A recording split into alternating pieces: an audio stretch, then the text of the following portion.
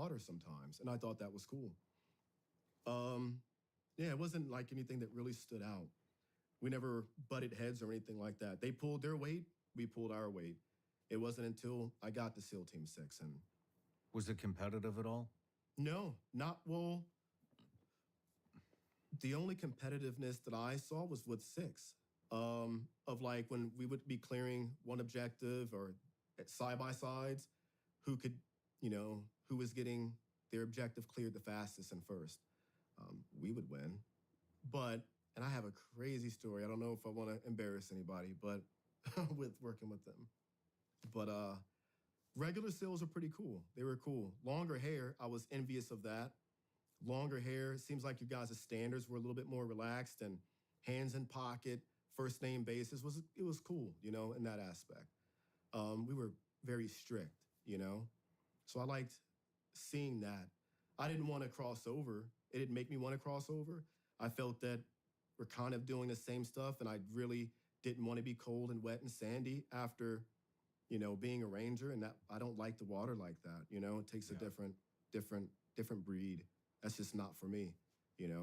I'm glad I was not a SEAL because I don't think I would have been a good SEAL because I don't like water that much at all, and I'm not comfortable with scuba diving. Like I was scuba certified young, but I'm terrified of it at the same time, claustrophobic, scared of heights. And yeah, I don't like swimming that much, and the ocean freaks me out, Doesn't sound like a spectacular deployment. No, it wasn't spectacular, no.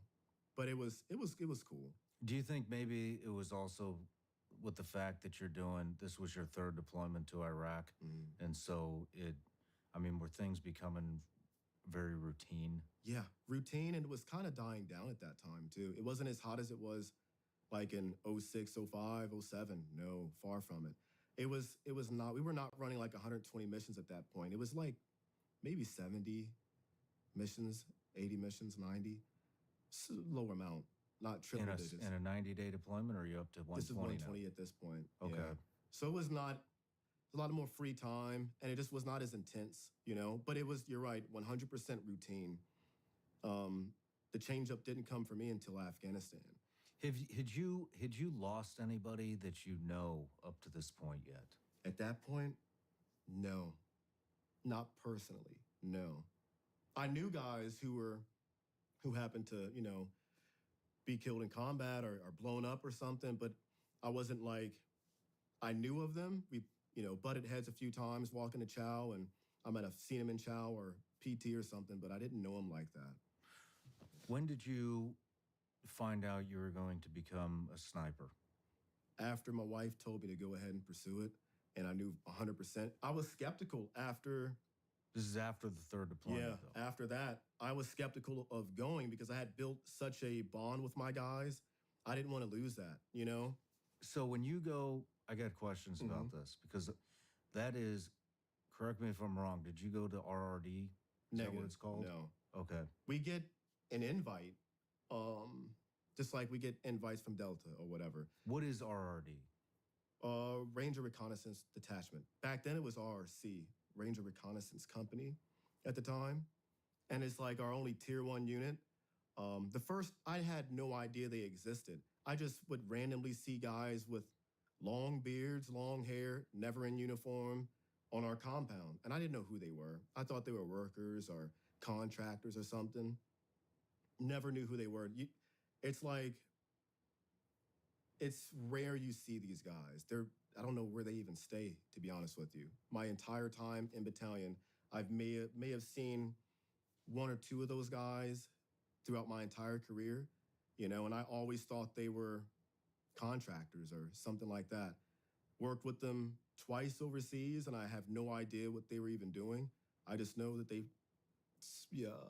did a halo jump into Afghanistan, and we went to go pick them up and drop them off somewhere in the mountains.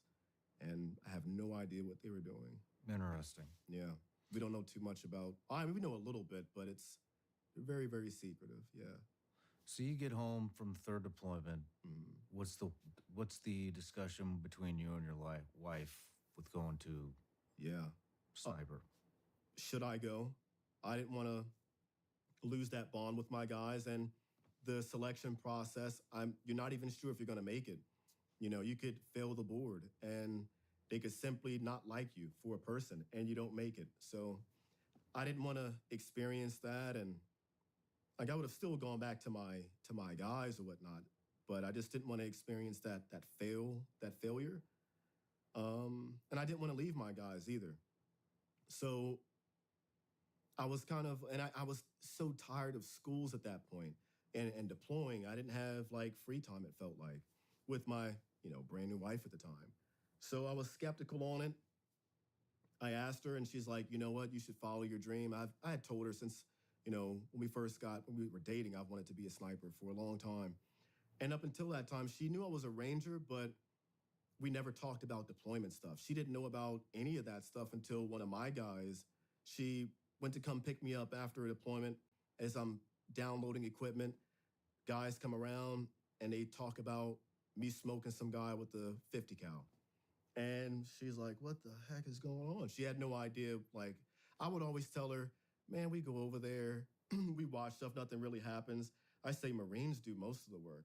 Like, those are the guys who are, first to fight with all your might. Those are the guys. And we don't really do much. And I was like, how much can you possibly do in that little amount of time? You don't have time to do anything. So she believed it to that point. And she didn't really care or ask any questions about it. Until she overheard it about, me and my guys were talking after a deployment. And that's where she was kind of like, wow, I didn't think about that. You guys are doing stuff like that or killing people. So kept it from her for a while. And Did it change? Did your relationship change yeah, when that came out? Were there a lot of questions? I think there were a lot of questions that she wanted to ask, but didn't know how. Um, she mainly asked, like, did I know anybody who died, or was I scared of coming back or anything? But after that, mainly it changed for her when she would drop me off. The tears, man. She would bawl her eyes out because now she knew that I was on the ground fighting. But she never really brought up. She's very quiet at the time, reserved, you know, very quiet. She didn't want to bring that stuff up because she didn't know how to approach it, I guess, either. And I didn't really talk about it, at all.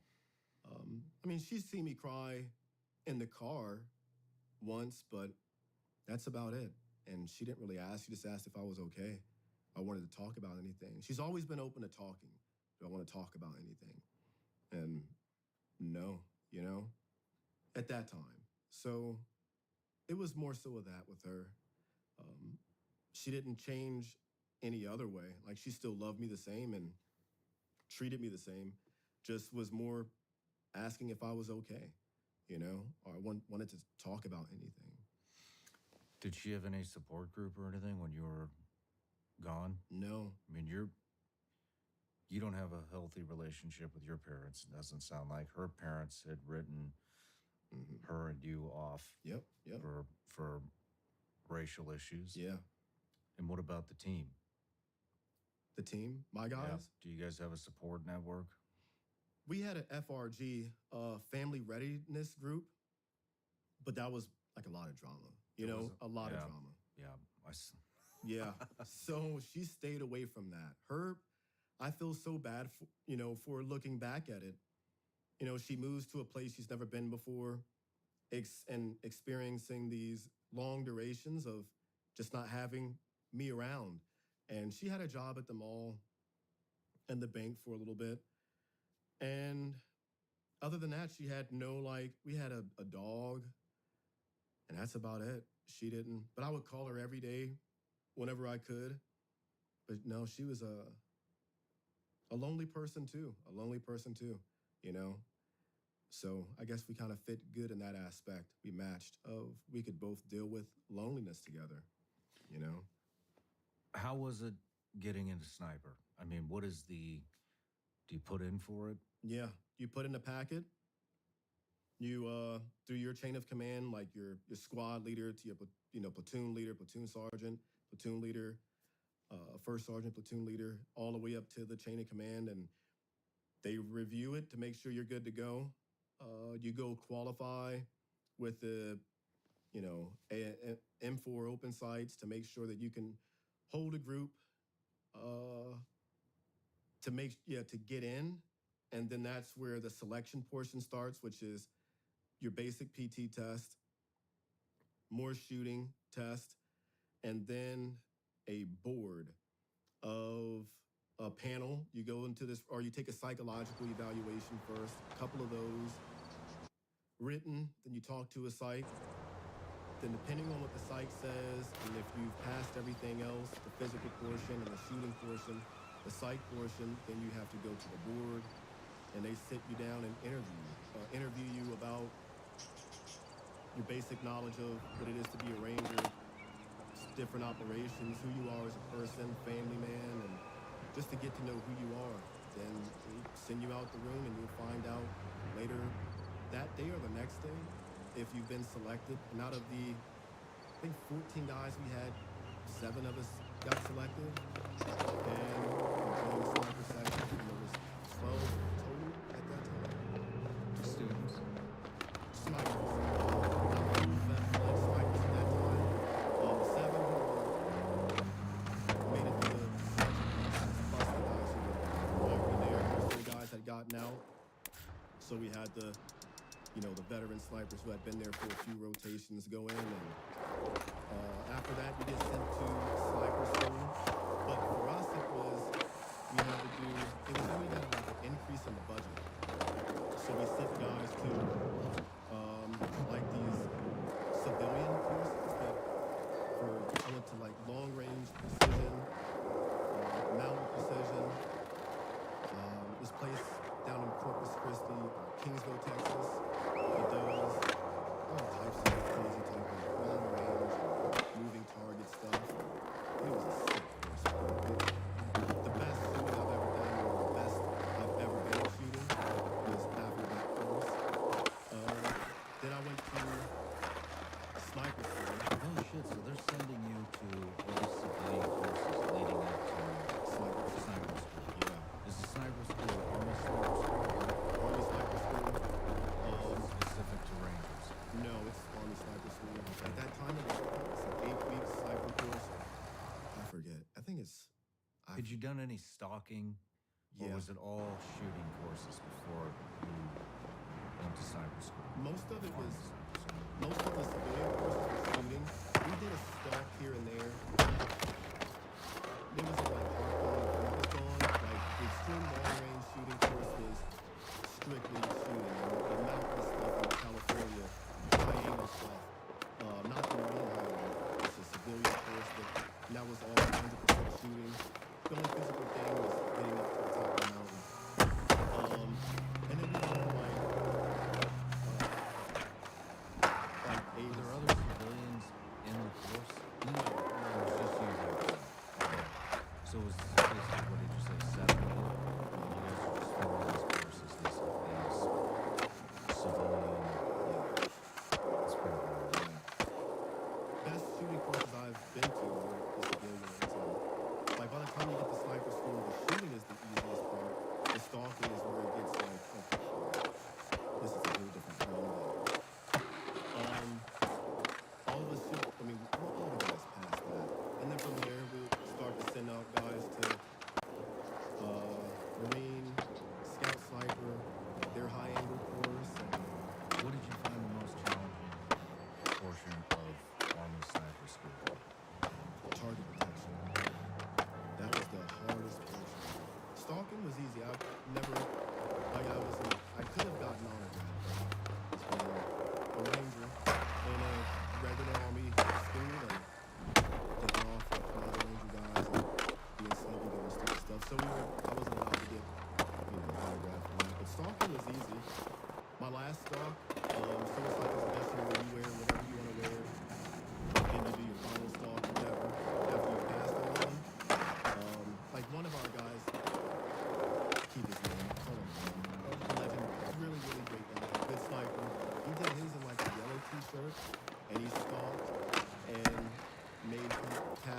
black and a yellow t-shirt. So for me and my spotter, we went with t-shirt and jeans, and just a passive swap in t-shirt and jeans. And stalking was the easiest portion, but target detection is like hiding or finding hidden objects in the field, and that's just I don't know. It takes a different. Can I not get that? Describe it a little bit. Yeah. So target detection would be imagine 10 military items. A bullet casing, compass, protractor, dog tags, boot lace, things of that nature, and they put it out 50, 100 yards in front of you and hide it in the woods or in an urban environment. One example, like one of the hardest ones I had to find was a protractor, like clear square protractors that you use on the maps, was taped on the side of a brick wall, a white cinder block wall, taped to the side of that. And the only thing that stood out, which you had to look for, as you're looking on the edges or the edge of the building, you're looking for that irregular that goes from hard edge down to smooth, and now you have little tips on that. And let me focus on that. Oh, it's a protractor, and it's clear, but I can see the ticks on the protractor, so okay, I can outline that. Or taping a toothbrush to a branch in the woods, and I'm looking for the irregularity from crooked branches. Nothing in nature goes straight lines. I'm looking for the straight line of the toothbrush. I see that. Now I see the bristles. That is the hardest part. Finding blinks, that's always easy. It's the objects that don't have blends in, and you're only looking for a straight line or something that just does not fit. And that was the hardest part for me. That doesn't sound easy. No, man, that was the most stressful. I failed. Having a clear protractor at 100 yards. Yeah, that was the. Did they give you any parameters or Oh, yeah. something to do with environment? No, so there's like a tape line in front of you, and they give you your sectors, left and right field of sectors, and everything in front of you from the tape line to 100 yards or further, whatever, is fair play. There's 10 military items in there. Write them down, identify them, describe them, and draw a picture of where they're at. So you're looking for shape, color, description, dimensions, and you're putting all this down. Sometimes they would put a hanger right in front of you, like right across the line, and that would be the only one you don't see because it's right in front of your face. Well, I took that mentality with me, and I carry it to this day. Because sometimes things can be so close that you don't even see or notice it. It's like your nose. If you focus on it, you can see, oh, I have a nose like that. But how often do you really see the nose that's sticking right out in front of your face? It's rare. So most of the stuff that we're looking for, 9 times out of 10, the hardest things to find can be the things that are right in front of your face that no one thinks to see because they're too busy looking elsewhere. So that was like the biggest takeaway from cyberspace. Interesting. Hope it makes sense. Makes perfect sense. So you get done with sniper school, you go to a couple more schools, you went to a Marine high angle course. No, we would send guys to Marine High Angle. I didn't go to Marine. I was too long of a course, and I had seniority at the time, so I sent even you guys right after me. I sent him to Marine Spencer, and then he went to Marine High Angle, where the Green Berets go.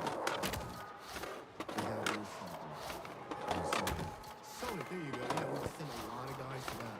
I wanted to so bad, but their course, dude, I was married. I did not want to do any more long schools, so I passed it up. Looking back at it, I really do wish I went to that and Marine Scout Center.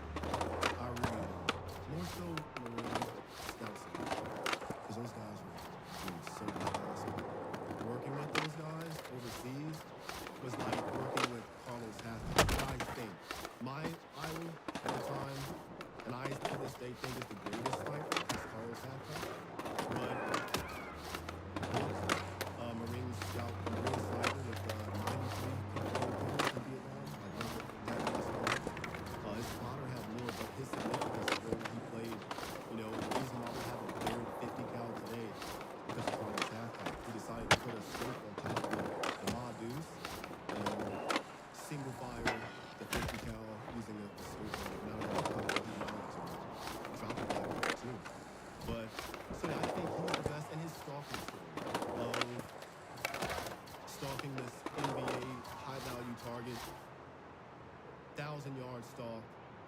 taken out his target. He was not supposed to come back. It was a suicide mission. And his whole story about that dude was like cutting slits in the back of his uniform to shove grass through the makeshift like a little ghillie suit and stalking this guy and taking him out was just so nasty. Never got a chance to do anything like that, but close person with the Marines. The Marines, I got a chance to see them work their good magic, and it was phenomenal. Let's go back just a little bit. Let's talk about the sniper-spotter relationship. How does that happen? In regular Army, you have a traditional spotter and sniper. In Ranger Battalion, we call them spotters, but they're snipers too. There is no spotter in Ranger Battalion. You're kind of both snipers, just know how to do the spotter work. You only practice spotting in sniper school just to get qualified and to pass the course, but after that, there's no more spotter stuff. We know how to do it, but the work we're doing, direct action stuff, there's really no need for it. You know, it's more typical engagement is closest I shot someone was like 20 feet, and the furthest was like half a mile. And that's an extreme rarity. Most of the engagements was the long distance half mile shot. What would you say the average? Like 100, within 300, definitely within 300. Average, about 100 miles. Before we get into your sniper work, you get done with the sniper school. We're talking about being a sniper. Yeah. I mean, how is that for graduating sniper school, knowing that you're going to go to combat as a regimental sniper? A dream, man, a dream. Like, it did everything that I, as a kid, wanted to do and imagined myself doing, laying around in a ghillie suit.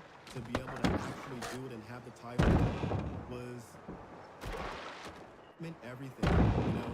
All the days that I wanted to quit didn't matter anymore. It was like I'm glad I stuck with it and stayed with this dream because I could have talked myself out of it so easily. It was, you know, had it not been for my wife saying, no, pursue it, I would not have pursued it, you know? But actually doing it, it meant everything. It felt, you can't describe it. It was a legit dream come true, man. A legit dream.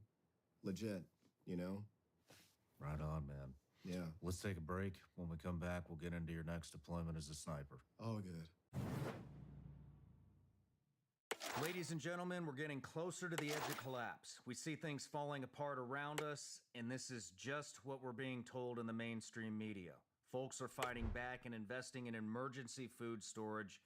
You should too. We need to prepare for when the facade falls, and we're going to be left on our own.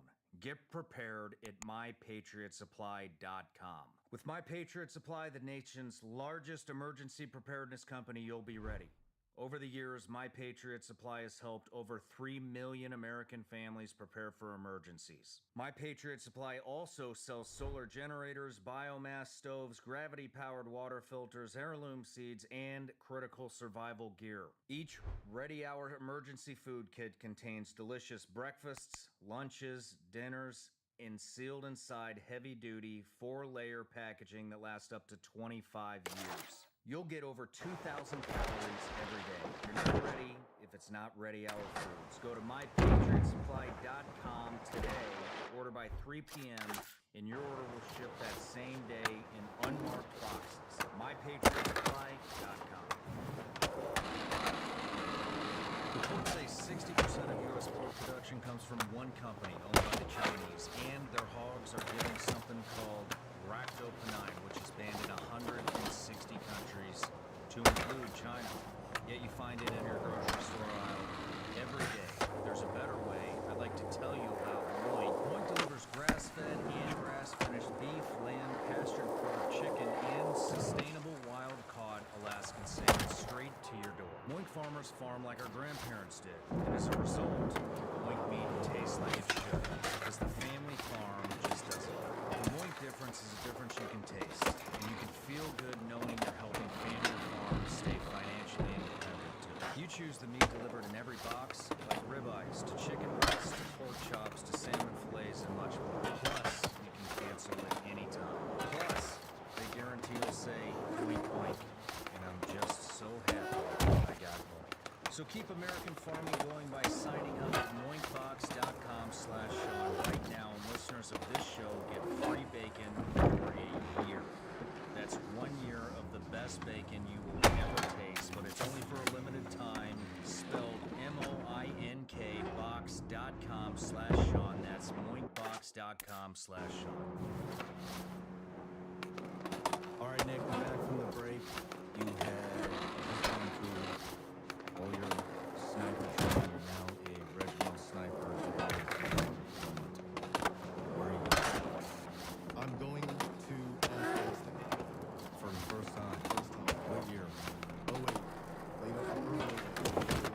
So it's that deployment will hop around. It was like Is this the deployment you go and work with six? that's what it is.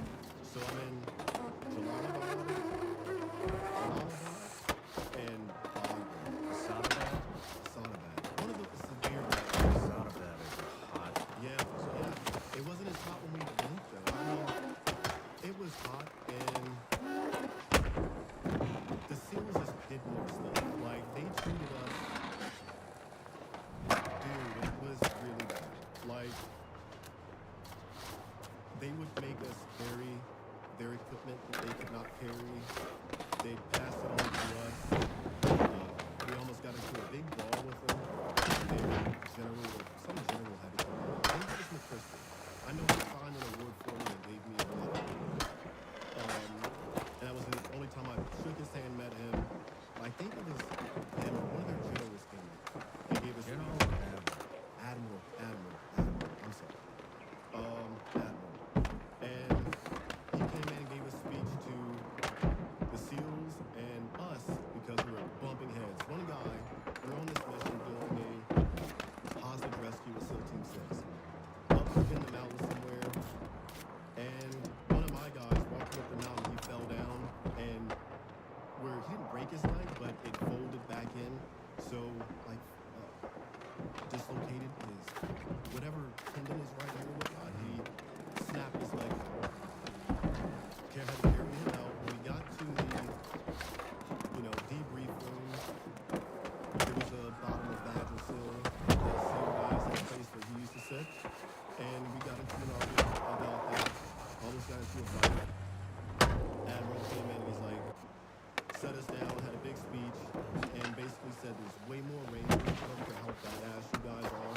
There's like 35 of these guys, and a handful of guys, probably not going to end up where you wanted. So we put this green fence in between our compound, the SEAL Team 6 compound.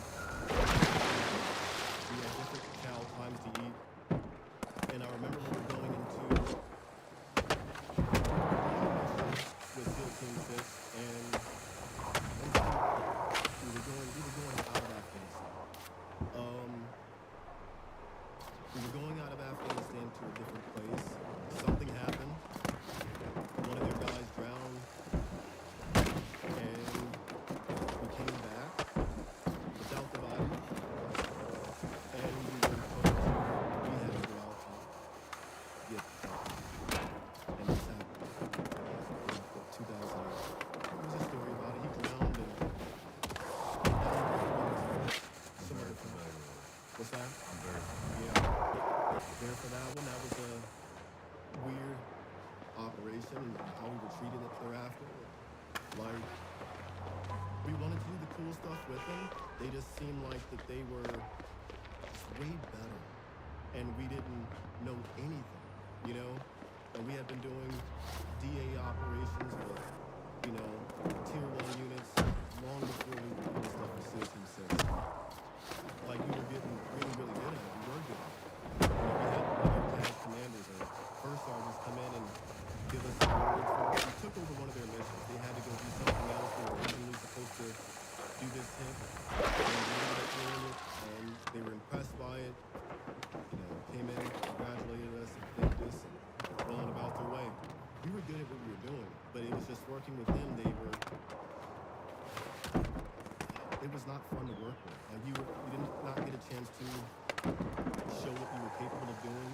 It was like they just brushed us off to the side so they could get the glory or whatever it was. And I will say this: every hostage rescue that I have been with, and dude, I remember hostages that were shot. You know, I remember carrying out one female, and I was a so I kind of went with it. But I said, man, this chick must have done like a heart because she was shot in her arms and legs, and that was it. We had to carry her out in a stretcher. They made us carry her to the helo.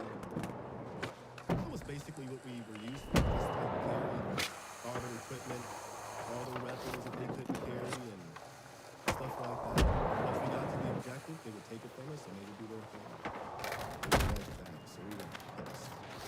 The whole deployment was like that? Damn. Working with when they came into Afghanistan, I got a chance to go with their vehicle interdiction team. They were doing a lot of that at the time, and that was like the first time I ever seen a vehicle interdiction. Are we talking tag or are we talking And how good they were, professional. They treated us like little brothers, but with respect. Taught us a lot of stuff, and yeah, it was cool working with them because you got a chance to see how fast and good these guys were. Like phenomenal, So phenomenal. you're basically saying Delta took you guys under the wing Big time. and took your knowledge and improved upon it, and their counterpart, number 6, basically stepped those jobs. Yeah, exactly. Most of the guys in CAG came from Russia. I knew a lot of guys from CAG. I had the opportunity, but something about walking 40 miles, I sucked at the time. So 40,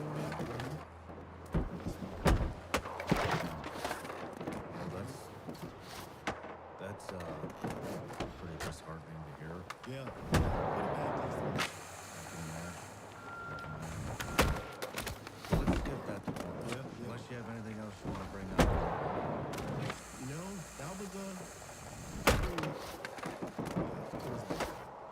saw some weird stuff. I don't know if I can say this, but just their ROE was different. Their ROE was different. The use of bombs were different. And I have questions. And I've also seen them get kicked out of Kingston. Interesting. From you know, I don't know. There's too many to understand.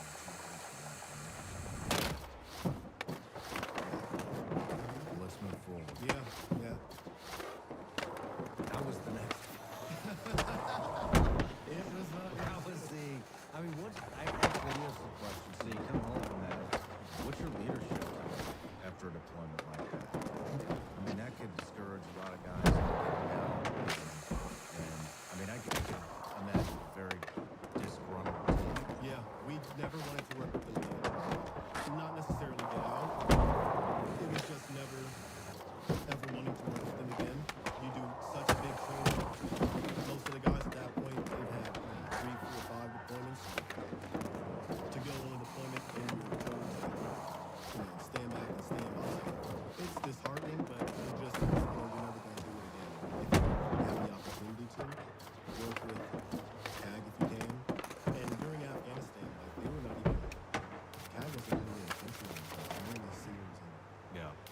CAG was still in Iraq. But I remember when they first came over, their small element that they took over and brought over to Wait, they Afghanistan, took out the attached other to us for a little ramp? bit and went out on Why our would they missions do and that? helped out. And one of the coolest CAG guys that I met. So was it being used or something? They probably have metrics. P6 or P7. I use that thing. Cool guy.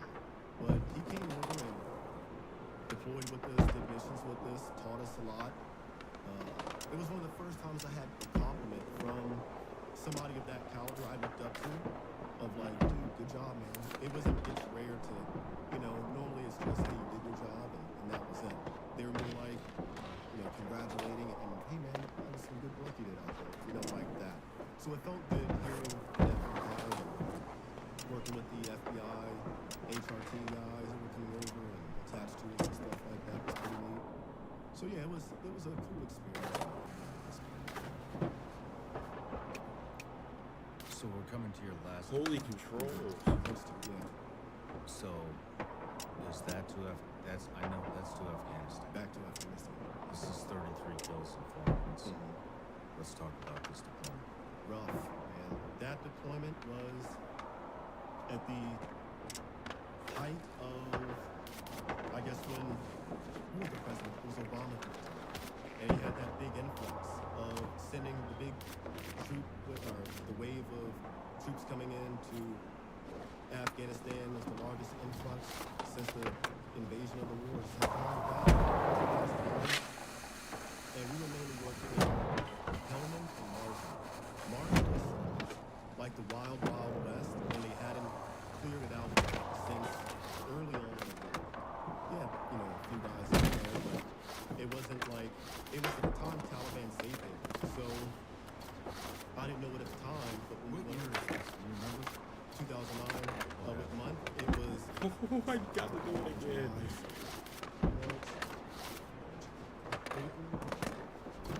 April, May timeframe is when we got there. And yeah, April or May timeframe. We get there, and first few hours we're out in the country, and I'm coming with the mindset of like Afghanistan. There's not much going on unless you're, you know, in one of those very few hot spots up in the mountains somewhere, in an outpost or whatever. And I wasn't expecting too much, so I told my wife the same night before I told my wife to come to Afghanistan. Did they slow that animation And down? it was the exact opposite, dude. It was the omen of me being on my last deployment, and normally guys on their last deployment don't make it back when they get home. You knew this was going to be your last deployment. I knew in my contract, depending on how it went, Why is he not determine showing? if I was going to sign up again or re-enlist to do another, you know, 2, 3, 4 years. No. But we get there, and shortly, like a few hours in country, we go to Marjah, and that's the Taliban safe haven. And I remember landing the Chinook outside the city of Marjah, town of Marjah, whatever, the outskirts of it. And as we landed there, I just started seeing crazy stuff in the air. I'm not did it, but I Pretty neat, weird. I didn't think too much of it. And it was their early warning system. what was strange. So as we literally step foot in the city and start walking to the homes and the huts and whatnot, we get ambushed. Our first mission out, and I remember, you know, the first mission before we didn't get ambushed. I killed 3 guys on a tree line. They were countering to cut off our avenue to our extraction area, and I plucked 3 guys, 2 of my spotters. They had AKs and RPKs, PKM machine guns, and trying to set up an ambush point. And that was my first kill as a sniper. And How did that feel for you? What was the distance? 300 yards. 300 yards. Yeah, 300 yards. Dude. 300, but I remember being on top of the rooftop, and the sun is coming up, so I can see now. Normally, like 98% of my missions are at night. This is the first time I remember seeing like Afghanistan or overseas in daylight like that. And I see these enemies in the tree line moving and bobbing up and down. And Whatever. I'll figure it out another time, I guess. right, so I look through my scope, and that's when I see they're carrying the weapons, and one guy setting up here, one guy trying to set up, and Yeah. his little friend further down the tree line. So I'm looking at him, I'm like, wait, this isn't making any sense. We're not being shot at, but they have weapons. I called it up to our ground force commander, and he's like, anybody with weapons that is deemed as a threat, engage. And I remember looking at my spotter, we were smoking these dudes right before they start shooting at us. Took the shot, my first shot missed, but I remember the recoil of and the smell of when you first fire that round and you've got a clean weapon, it's filled up, and you get that gas blowback. I was shooting an SR-25 and shot the first guy. First shot missed, hit him the second time, went down to the second guy, my spotter picked up the third guy, and I remember it was 300 gun mag, and it felt good, but it also didn't feel like it was real. My first time shooting a 3-dimensional moving human tracking. I don't know, it just felt weird. Of normally with the machine gun, it's more bullets, or with the AR, just putting one round and watching the body go down. It was weird. It was weird, but it felt good to know that I was like doing my job. Of hey, I don't ever like to say something of I saved the team or prevented something. No, it was just right place, right time, and it felt good to Dude, facilitate the the extraction. game is for the not guys recognizing and that. taking these guys out. That was first day in Afghanistan. Got those kills, and we were going out every day. The next day we went to Marsden, and that's where I get into the story and walking into the step foot in the perimeter city of Marsden, and we get ambushed. And I remember this tracer, to me, looked like a lightsaber. It was long and a glowing like lightsaber, and it went past my head, and it felt like slow motion. Like, what the heck was that? I knew what it was, but it took a minute. I got down, and that's when we start getting ambushed from the rooftop. Forget how many guys were on the rooftop. I'll pick up the names. But I was at the back of the formation, and me and my spotter, or sniper, Pemberton, I pick him up. I'm the sniper team lead, so I say, let's go to the middle of this formation, provide precision fire, so at least our guys can get out of this kill zone and make their way down to the objective. So I get in the middle of the formation, me and Pemberton, there's an M2 and 3 gunner next to me, and I remember telling him, hey, shoot the 203 on the backside of the house that these guys were on in case they tried to flee out. He wants to cut that avenue off. So he launched off the 203, and I didn't have my earphone on, and that the crack of that 203 going off was, wow, woke me up a little bit. For those in the audience that don't know what a 203 is, that is a grenade launcher. Yeah. Mounted on the bottom of his M4. And he shoots off 2 rounds of that. It ducks in the back. Me and him set up. I go prone. The pistol flies down. He's kind of behind me, and he's using his floodlight infrared flood laser to illuminate the guys on the rooftop. And I can see like their heads pop up, and just the whites of their eyes will glow when it bounces off their eyes and whatnot. And I line it up and I tell him, hey, we're gonna, pick these guys off. I'm gonna start on that side. That's how we would work. I, work on the outside, work on the end. And we go for the countdown. I shoot, Can't get the distance. and I hear a click on his end. And I'm like, what the heck was that? And he chambers around, he goes, click again.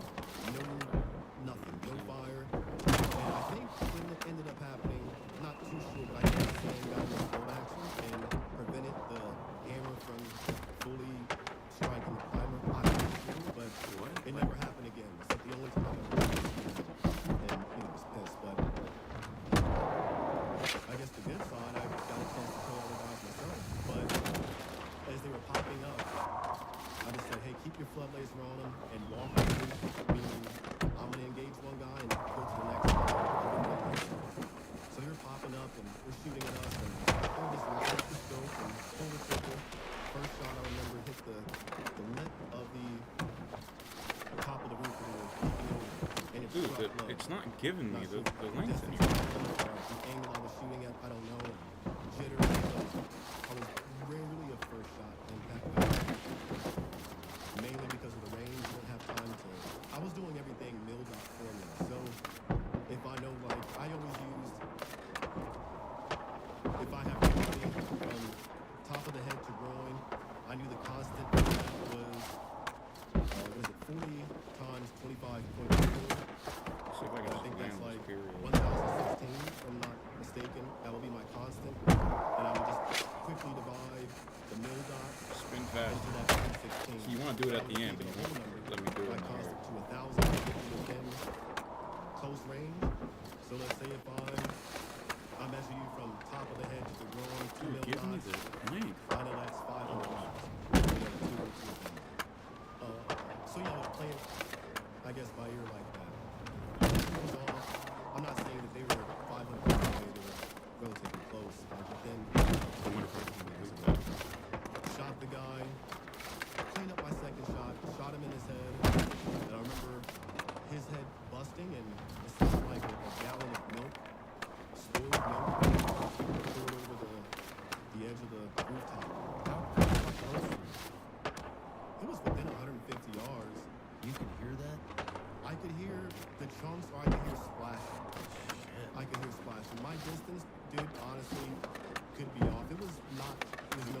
because everybody's up here. 50. Nighttime. Just can't track. It's Oh, within oh, we got the glitch again. 50, it could have been less than that. Less than 100. Less than. I don't know. I don't know if I'm not gonna say I heard it. I could have been making that up in my brain if what I saw. But That's what I'm saying. I don't know. Like, I don't know. I think the body. Yeah. Did like it? Even the first time Now it won't I let. sniper shooting overseas, my brain registered sack of potatoes, and that's what I saw. I thought someone dumped over a sack of potatoes out of the leg, and that's what my mind made up. You know, I don't know. The mind. It happens all the time. You know. I'm not saying it didn't happen. No. There was also no sack of potatoes, obviously, but no, I know that. I don't know if it's the way my brain makes sense of things and whatnot. I'm not sure, but to me, it was like a jug of milk. I swear it's being because thrown there's people up somewhere. here. That's what my brain told me. And just changing Whether or not the the sound was audible or not. delay and inputs. No, it was like his head was knocked over. No, he was not off the ledge, but hanging off the ledge, like from this portion up. So his body was on the roof, and he was halfway spilled over.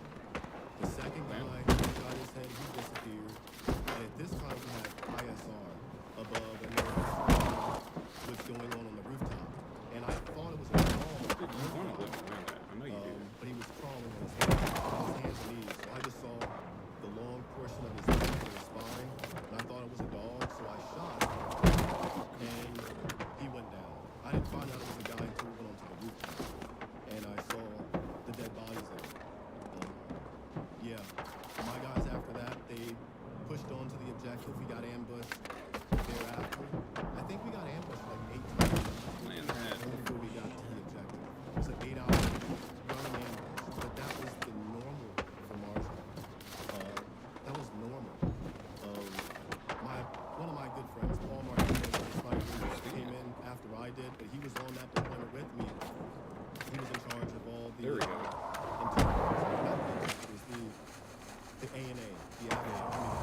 And I was always around him, and he got a chance to see me do a lot of cool stuff. And that's why I wanted to be a sniper. But it was in his book, he describes it way better than I ever could have. The amount of rolling ambushes every few 100 meters or so, ambush.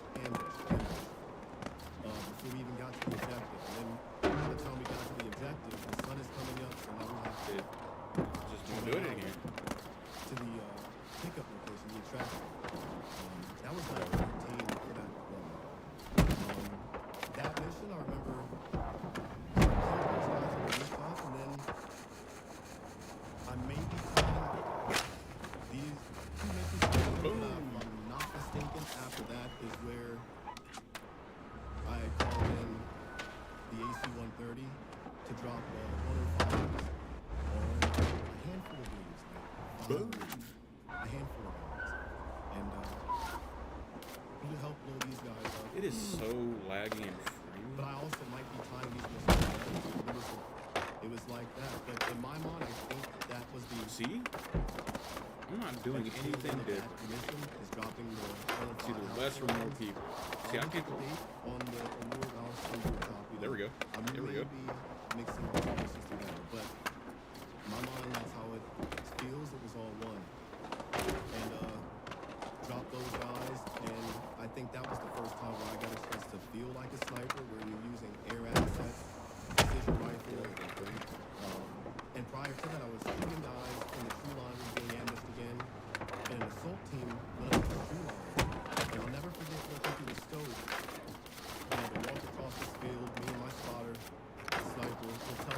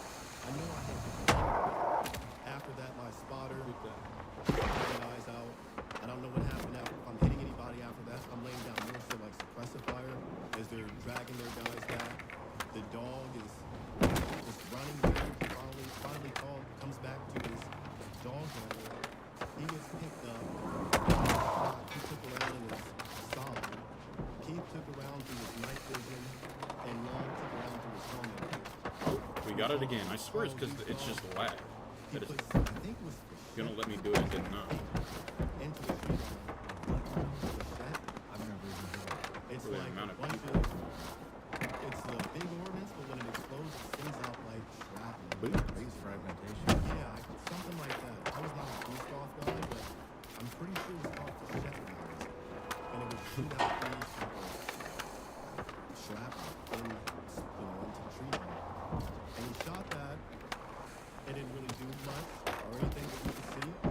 I think it hit low. And that's when we called in the AC-130.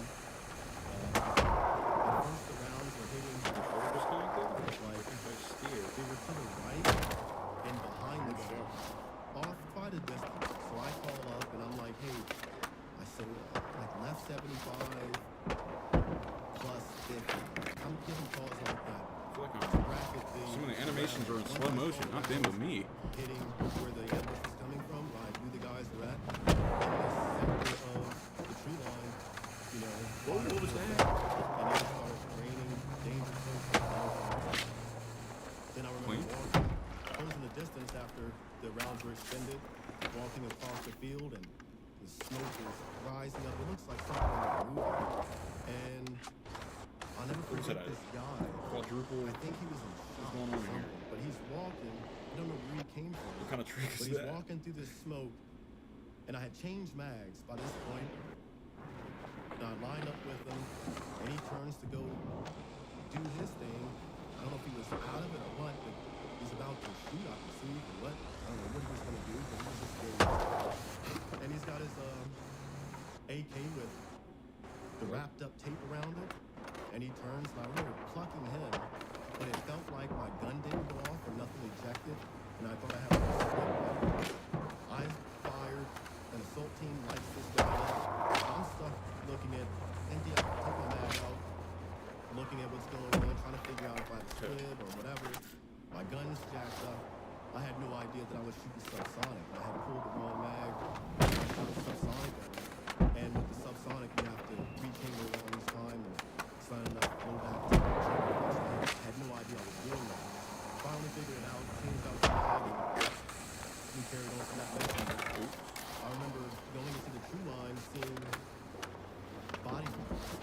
And the first thing I came across was a hand. And it looked like, here again, my mind does a weird trick. Give me where I the see distance. Mickey Mouse. This. Like the swollen Mickey Mouse hand glove. It looked like that. Then I saw the arm, legs, like butt cheek, I think. Heads popped off and weird stuff like that. So we were told by our commander, we have to figure out how many guys throughout the EKIA after action report to and calling up how many EKIA. So we're putting the bodies together, essentially, to see how many bodies there were. And Okay, we got called we're out him. pretty quick We're him. for, guys are Grind gagging assistance and is him, it's like, actually. dude, You guys were picking up limbs yeah. and piecing bodies together for an after actions report. Yeah. Oh yeah. To see how many guys we killed, and we called off early on. Like after 2 or 3 bodies, the ground force commander looks at me, says Sierra. I call Son. Well, how many guys were ready? I'm like 5. I know for a fact 5. So we left at 5. And no, I'm pretty sure it was Is that like standard with the way we've done that before? yeah. I mean, not to that degree. We've done missions where Hey, what's wrong with BDAs. estimation? Like, I don't know. I don't know. I don't know. We've done BDAs, battle damage assessments, where you know you have a big Hellfire missile or something. We had one in Iraq. Hellfire missile gets called in. Vehicle blows up. We drive out to do a battle damage assessment and examine the bodies, take pictures, and see how many guys that we took out. But that was not routine, but it was Damn. where if we weren't cutting off fingers, but that was not my job. I've seen myself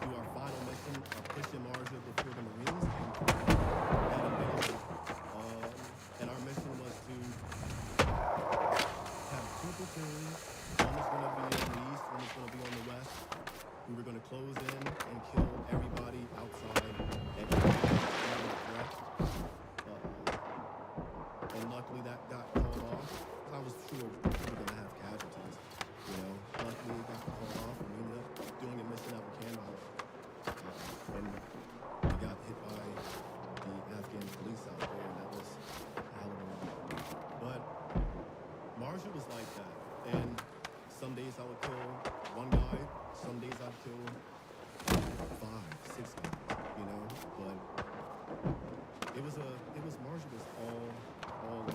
I didn't find out until I got home. I was watching the news. And I saw the Marines were going into Marshall, and that's when it all made sense of like what we were doing there. Of like, oh, we were supposed to. Our whole job was to kill as many enemy fighters, as we possibly could in Marshall before the Marines got there. And we killed that deployment over 1,000 guys total. You guys killed over 1,000 enemy combatants. Yes, oh yeah. My wife was there during the ceremony when they announced it. We got our awards. I got 2 awards from that deployment. One was the Valorous. The one where I dropped the bombs was the Valorous. Gonna have some joint commendation medals from that deployment. But we smoked a lot of people on that deployment. A lot. Wow. Not all bullets though. It was a lot of bombs being dropped, and we were killing people every night. Every night. The ground guys we were killing, like as the entire platoon, you could get 9, 15, 20 guys in a night, and that was a good night, a good night. But most of it was a lot of 500-pound bombs, a lot of ordnance, a lot of 105s and 30 mics. Yeah. Let's go back to that first mission. It sounds like 2 Rangers were killed. Oh, no. Cool story. Keith, when he got shot through his nods, the bullet did not penetrate all the way through and deflected, so he ended up not getting hit. That's the second Ranger I knew who got shot in the head, Coleman Cotter. The other guy who got shot in his nods, he was climbing up on a rooftop on a ladder, a sniper.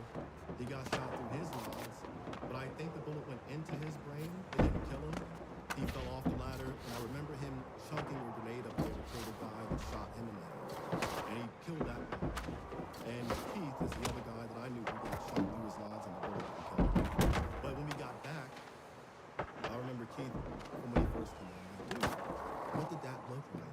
He's like, bro, I thought it was a beach ball coming at me. I'm like, you can see the bullet? Did you see trace? As a sniper, I'm like, when you're sniping, you can see the trace of the bullet. I wanted to know if he could see the back end of the trace, and he was like, that's what I was talking about. He said he was a beach ball, someone threw a beach ball at him, and it got big, and he was knocked down after that. Long got shot in his helmet, and he was fine too. The dog survived. We had to carry him out. And I remember the ambush and walking through the water of this river, ravine, and the dog handler patched him up, and he's carrying his dog Chico on his shoulder, and us getting ambushed. That was the closest one where I shot someone, 20 feet away. Who was I guess he took the call on whoever was on his side, and he wanted to just run through us for whatever reason. He went for the drop.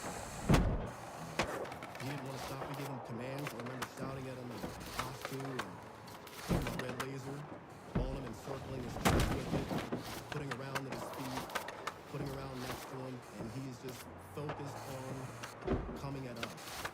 And I was like, man, he's wearing all white. And I looked through my scope, and I put the scope on. It looked like a button on his shirt or a pattern. And I pulled the trigger, it was all white. I didn't see body parts or anything. It was all white. But he was wearing the garment. And shot, and I looked, and then he was down. I was like, never shot someone that close to me. That was weird, and took the dog out, and I ambushed the entire way out, and got picked up, and put it in the next one. Of course, minus the dog, Keith and Mary. Got back in the fight, and wow. I got pictures from that December. I'm sure they get posted like that. Speaking. You know, what was as it was kind of, you guys are getting after it every night. We just mentioned 1,000 plus killed in what, 4 months? 4 months, yeah. But it's a combination of like different platoons. Our platoon, we had the lucky spot of going to Marshall, but we were right next door to, I want to say second platoon, third platoon. So let's combine, 50, 60 rounds. Yeah, killed about 1,000. Holy shit. Yeah, That is. yeah. What is a sniper that's getting that much action? What do you prefer to carry? Oh, semi-automatic. I wanted to take the bolt action, but didn't carry enough rounds, and it wasn't fast enough to like traverse targets. My spotter, he carried a 300 gun mag, and I saw that not the spotter, but it was just slow. But when he hit someone, it was. Yeah, I would definitely, I would pick the SR-25. And before that, I had the Mark 13, the 5.56. Was it a Mark 13? My nomenclature's off. It was a 5.56 DDM. Yeah, is that the Mark 11, yeah. So I've always been like a semi-automatic guy, not as accurate, fast. I was gonna be cocky and say like 800 meters, bro, but all actuality, semi-automatic. I think I'm really good up to 700. But past that to if it's a 308, I could pull off 1,000 yards, but not first shot, maybe not second shot. It would take a minute, maybe, and that's just because the density altitude. I knew played a lot with the ballistics and how far I could reach out accurately, or before I hit transonic, or the bullet started to tumble at a certain distance, and it just wasn't as accurate as it would be. Let's say it's I feel bad for those dudes because those were my 600, ramps. 700.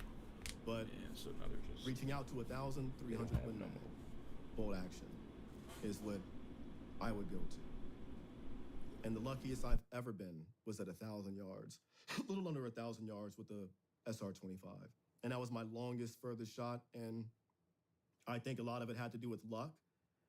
And I didn't, like I said, not first round impact. I remember when the guy looked at the splash on the ground, and when he looked up, the second round was already in flight. And I remember when it hit him, and Martinez, he looked over at me and he's like, dude, badass. And I just looked at him and was like, oh shit. I didn't want anybody to know that, dude, I didn't think I could hit this guy that far away. But they were shooting at us from, as we were extracting, we were getting ambushed from the side. There was this big wall, and we had Kiowa or Cobra helicopters flying in.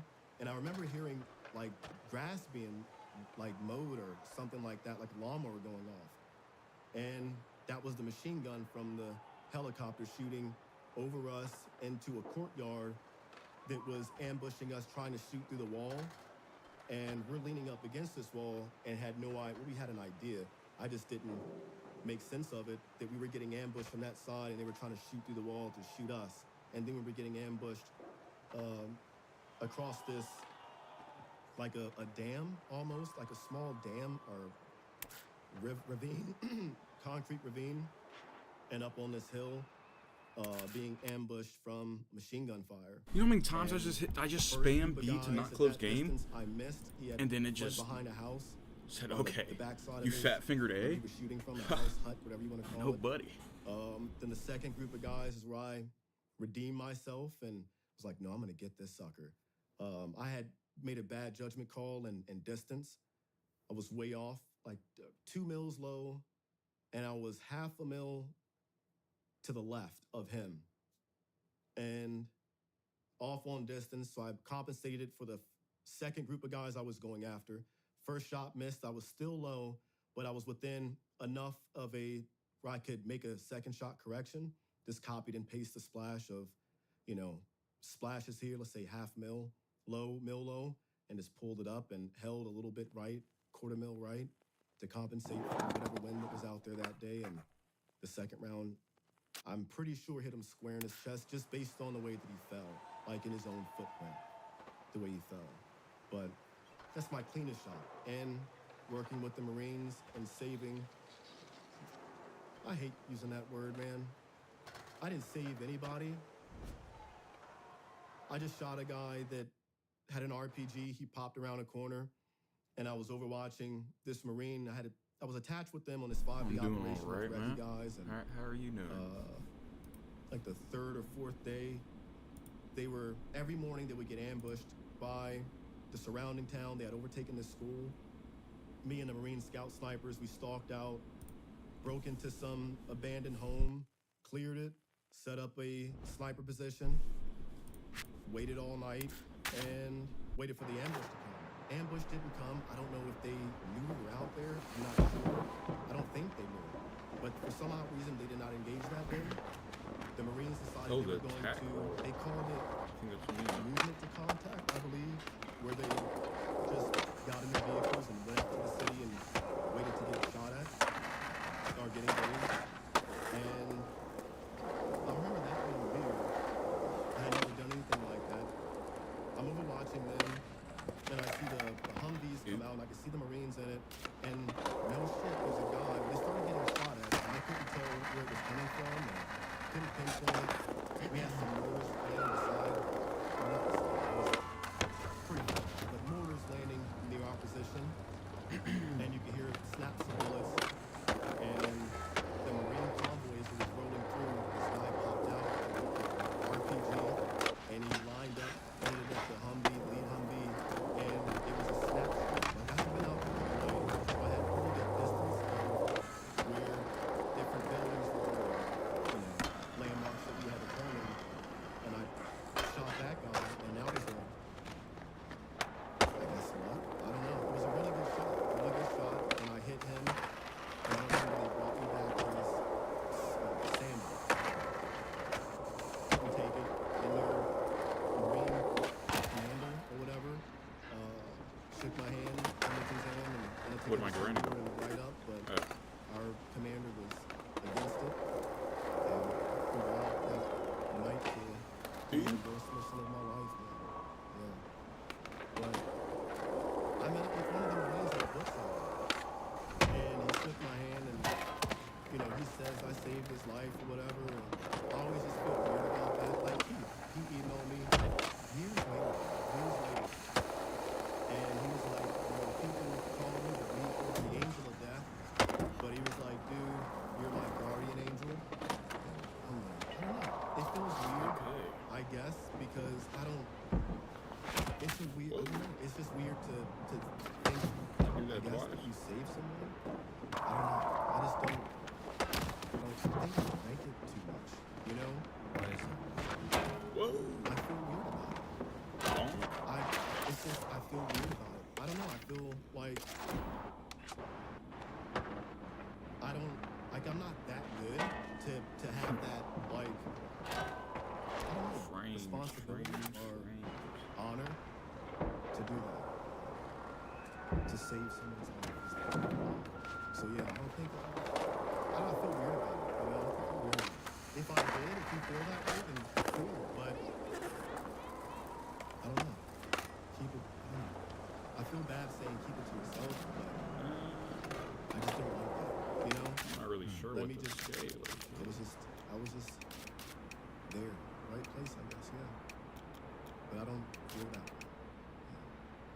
Well, if you wouldn't have been there, Yeah. Go over here. Yeah. I don't know. I don't think of it like that. I don't know. If I go too far down that rabbit hole, it's like, well, what if Wait, is it back? did not make it? I'm gonna finish my Did trip. not make it? Let's see if there's one more thing. do you want to go into the worst mission of your life? Are you all right? Yeah. One second. It's all right, man. Get me up there. Get me up there, coach. Yeah. What? Using the climbing You feature? don't get this one. No. No. All the time. Can't do that, bro. Yeah, whenever you're ready, bro. It's all good, man. Come on, It's all man. your time. I just want to get up there. Yeah. I don't call these tears My own way. sweat. It's hot in here. Yeah. Yeah. We don't have to. Man, what is this? Open book, man. Open book. What am I was supposed to stay. But yeah, after that mission, Wall ride. I'm looking at Yeah. the wall ride now. so in the beginning of that mission, like Does this even It's a work? 5-day Can I op. do this? I was approached by the reconnaissance guys, and they had caught wind of the good work I was doing, and I had racked up a pretty good amount of kills at that point. So they came over to my sniper team, and they're like, "Hey man, what do you think about this?" They gave me a scenario. If a car was 1,000 yards away, coming down an alleyway, and you had a clear line of sight to shoot the driver, could you pull that shot off? Honestly, I no. wonder if that's possible But I told them yes, to make it around. because I that. really wanted to work with these guys. We are gonna and- figure that out. They're like, "Cool, get your team together. We're gonna go after. We've been tracking this high-value target. We're gonna go after him. And yeah, we want you guys to tag along. 5-day op. At first, we were gonna like infill like a 20-something mile walk. And I'm like, geez, I picked the wrong time to do this. You know, I'm not a big rucker.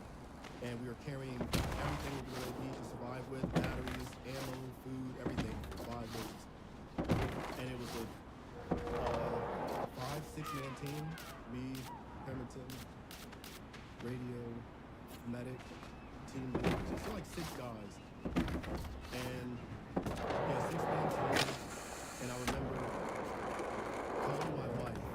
telling You her- can. I used to call her every You day. can. So I'm like, It takes your momentum. I won't be able to talk But to you for like can. a week. And can't say much, but I'll call you when I get back. Don't worry about anything. I'll need. if I don't call for, a week or whatever. We can only have 4. So, and to do that, I had to use the FBI's sat phone because our phone calls were always monitored at the warehouse phone area. So I used the FBI's room. Well, that's I lived straight next to door. a wall. I used the sat phone, called her, told her that, and I was on my way. I remember being on the back of a Chinook, 6 So- guys, and the crew chiefs were like, "Who are you guys?" And we couldn't tell him who we were or whatever. He's like, "This is it? The 6 of you?" And we're like, "Yeah." I And don't we know. I slept for a little bit, Do one more like time. an hour. I Yeah. don't even know fight to get to where we were going. And we had maps. That's all I knew. We're going to this location, and I'm tagging along with the records. And they're going to do all their communication, satellite stuff, however they track phone. I don't know how they do that cool guy stuff, but I was just there to provide support for the situation. Might be able to go on. Didn't sleep top. for like the first 3 days. Maybe got cat naps here and there.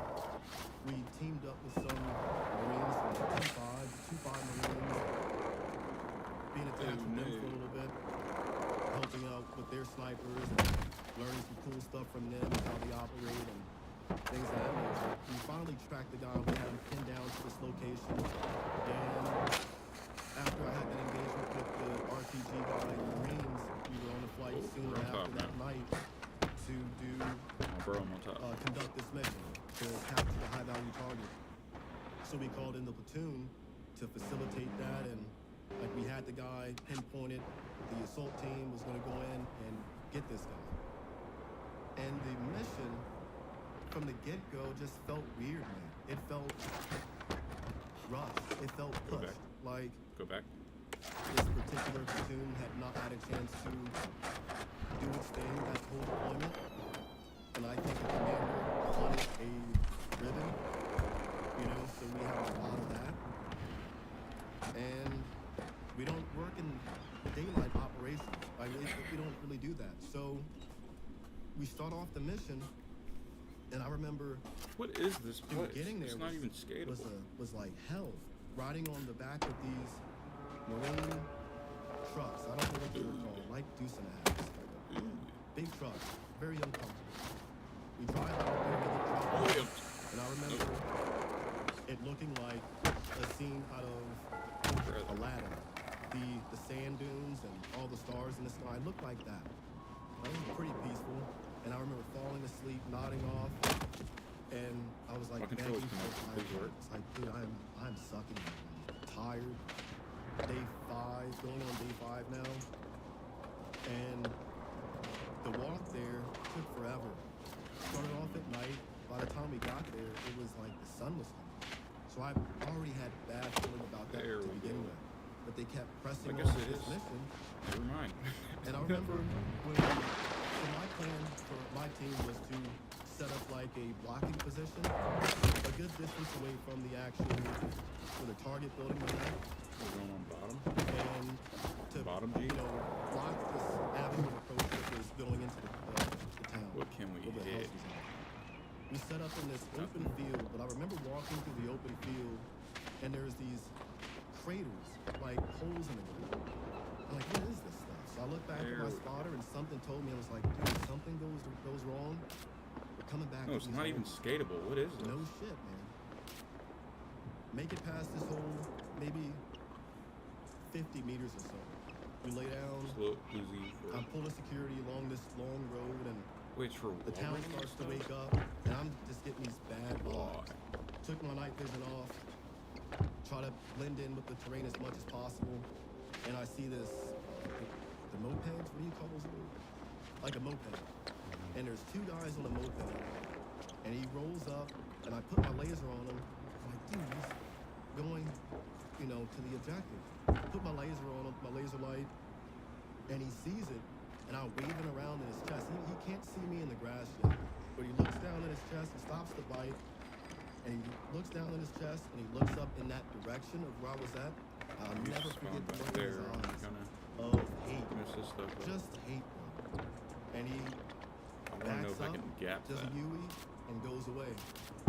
And I was like, this isn't good. This is not good. And then in front of us, with them. a huddle forms, like a football huddle. These guys get into a huddle, and me and my spotter are looking Wait, at can you them. go up off I that? call back to the recce team lead. I'm like, hey, can we smoke these guys? He's like, do they have weapons? And I'm like, no. But I just got a Go ahead. bad feeling, man. Like, the way everything about them. They were planning and looking around, looking at where they thought we were, and it just felt weird. They were all in this huddle, and then no shit, bro. They're like, ready, great. They scatter. A Nothing minute or midair, 2 let's later, go. bro, like the grass was like waist high that we were in. And I remember, like, dude, the grass being mowed around us. It just started getting chopped down in all directions. All Dying light? 360 Nah, lit up. skate 4. And I remember looking back at my spotter. The recce guys are already breaking contact. We go back and 4 of us. Wait, jump there's into the gotta huddle. be a glitch over here. I'm second guy in the No huddle. shot, We had no. the recce team lead go in. Pemberton's on top of Get me in there. I'm sorry. The other guy, he's right on the outside of the hole, and he's in a star fort, like sprawled out. And we had the medic behind him also sprawled out. Guess I And could eat one. dude, we were getting lit up. And I cannot describe how intense the fire was around us.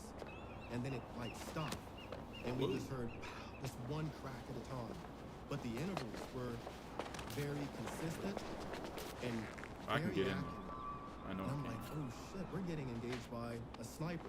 And then it clicked Get me in there. with the Marines Wait, told what? me before coming into that area. They were like, dude, one, Oh, I thought we he cannot go with anything found it less than a too. brigade.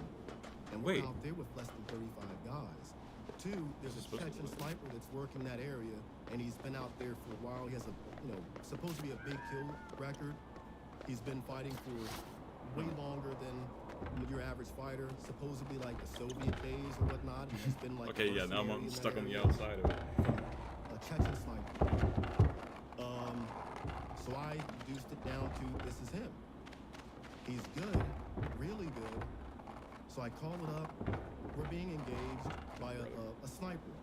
So I'm trying to Oh, do there we go. a snap I'm bang. on the spot. Where I hear the crack and I'm I almost on the Maynard. bore of the rifle, like lightning and thunder, and I'm getting a general idea of how far away the sniper is.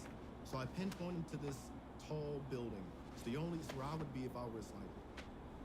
Zoom in, I'm looking, and I'm not too sure, so I go to pick up my head, and crack, bullet goes by. Look at Pemberton, he goes to Spawned roll over, way over crack, here. bullet snaps and Alright, pops one up dust next to him. then it started getting way more active. Me and I call him Jay, the team lead from What about Reggie. this? Me and him pop up, and we're almost helmet to helmet, bro. And a bullet between us, he pushes off of me, I push in off there. of him. And the next thing I heard was the medic screaming, "Who's hit? Who's hit?" Team lead thinks my head is gone. I think his head is gone. He's like, I'm good. Are you good? Check yourself. I'm checking my face like, dude, I'm hit. Something's happened. Nothing. And that went on for 3 hours of playing volleyball with the sniper in this small hole, and the fire just got really active. Every movement that he would make, he'd take a snap at it. He was going off his movement. And I would put rounds to where I think he's at, and I know I'm not going to hit him because I think he's shooting from back inside of the room, outside the window, or this little slit, or a hole in the side of the wall. Off the billboard, onto Yeah, the car. But he's backed away from it, so I know I'm not going to hit this guy, so I'm just putting rounds into it. Then we started I to could do hear it, but that just seems a little the lame. I want to enemy do more. closing on us. Something We more could hear him, Allah Akbar, and impossible. all that, and at one point they got closer and we could hear the footsteps. My spotter starts engaging guys who are close to us with the 300 window, Garage. and he's laying some hate down, and Shut up. it gets picked back up. We're calling it for airstrikes. Oh, that. Damn it. This is the O-line. I've never cussed out a colonel in my life, but cussed this colonel out like, we need bombs. We need help bad. We're about to be on CNN getting our freaking heads There's a blown, glitch you know? with the NPCs. There's got to be a glitch with the Yeah, NPCs. so Spam yeah, buttons. they could not drop any bombs. Why? Obama's still illegal. We could not have anything with 0.1 collateral damage, meaning if we dropped the bomb and their home got hit with You did that shrapnel, another time. that would be a bad deal.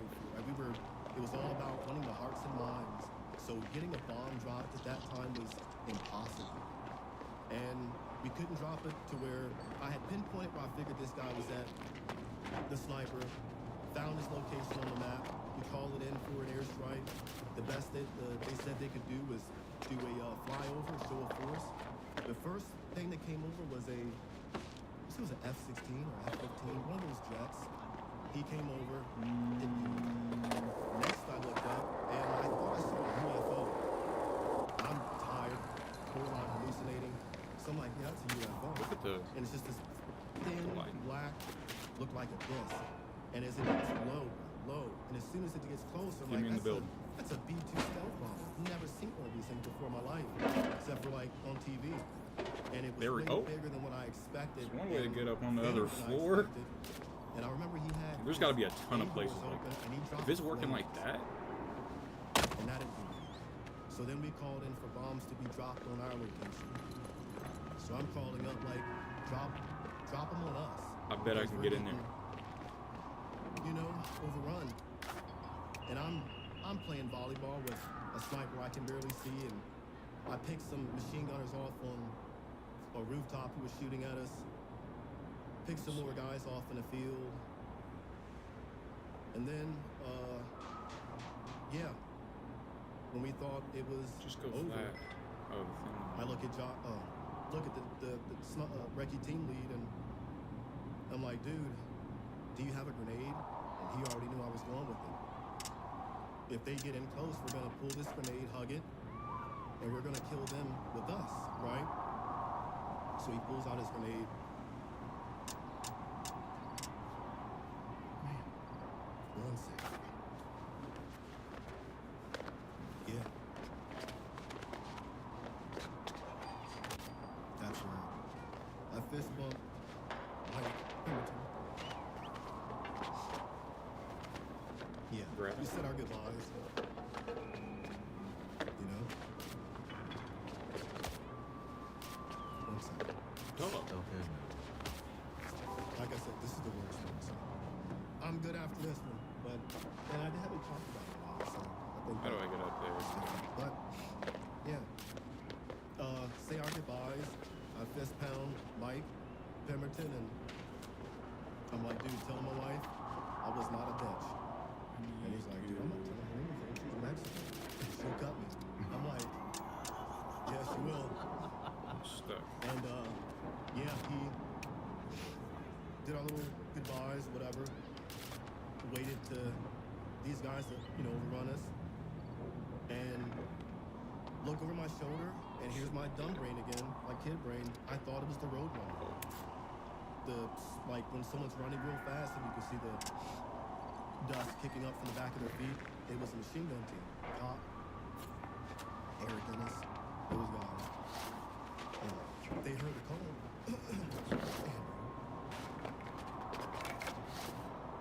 Yeah. They heard the call of, That's not what I try to do. came down pretty good. So, And they came in and extracted us. Where'd I go? We popped smoke. I'm going. Murphy's Law. We popped I'm smoke gone. and the wind blew it the opposite direction, so we had no cover, like screen just cover or anything disappeared. like that to bound out. We were gonna bound out in twos. Can't even. And me and Mike Pemberton were gonna be the last guys to bound out, covering them as best as we could. As they made it back to the machine gun team on the road that we were originally overlooking. And snipers trying to pick us off as we're running. So I tell Mike, I'm like, dude, zigzag. And I learned this from just, where I grew up. I'm like, dude, when you're getting shot at, zigzag. It's And kind I of tough. didn't zigzag. I just V-lined it. And it's the fastest. I felt like I was running on clouds, man. I could not feel the ground beneath my I know I feet. can get in there. V-lined it to the machine gun team. Mike's right behind me, and you can hear the cracks of the rifle, and you see the ground pop up, and made it back to the machine gun team. I look at Cop, I'm like, dude, I am sucking. I need water bad. Haven't had water in, felt like a day or whatever, and really thirsty, and mouth was sticking together, and couldn't form any spit. He gives me water out his his backpack. I drank half the bottle, gave the rest to Mike, and it's up to me, hey, where are we going? I'm like, well, let's make our way back to the main element where you guys came from, and we'll join up with them and finish out this mission. And as we pick up to move out, I see some guy pop out from the backside of this little house, and I put my rifle over Pemberton's shoulder. We're both facing that direction. I used his shoulder as a brace because we're standing, and I, shot this guy as he poked out from behind the house, and like a walking firefight. And I made the dumbest call of my life, man, of skirting the tree line. Yeah. Should have went in it and skirted the tree line, probably tired. Wanted to get to the element as quickly as we could because they were also in a huge firefight, throwing grenades and back and forth, borderline hand-to-hand combat in this little, ravine. It was intense, bro. Making it back to them, skirted the tree line, and shit you not, I I want to do it. I want to saw know the what ground open up. Guy come out the ground, he lifted up the grass, and he came out of the ground, and it's a team of guys, and they started engaging us from, meet at that wall. It's danger close. And we get ambushed, and I remember diving head first. I didn't care how deep this ditch was or what was in it. Dove in, hit water, like chest deep water. We all jump into it, and I look over and I can see Cop, the guy who had just rescued us. He's got his leg up on the embankment.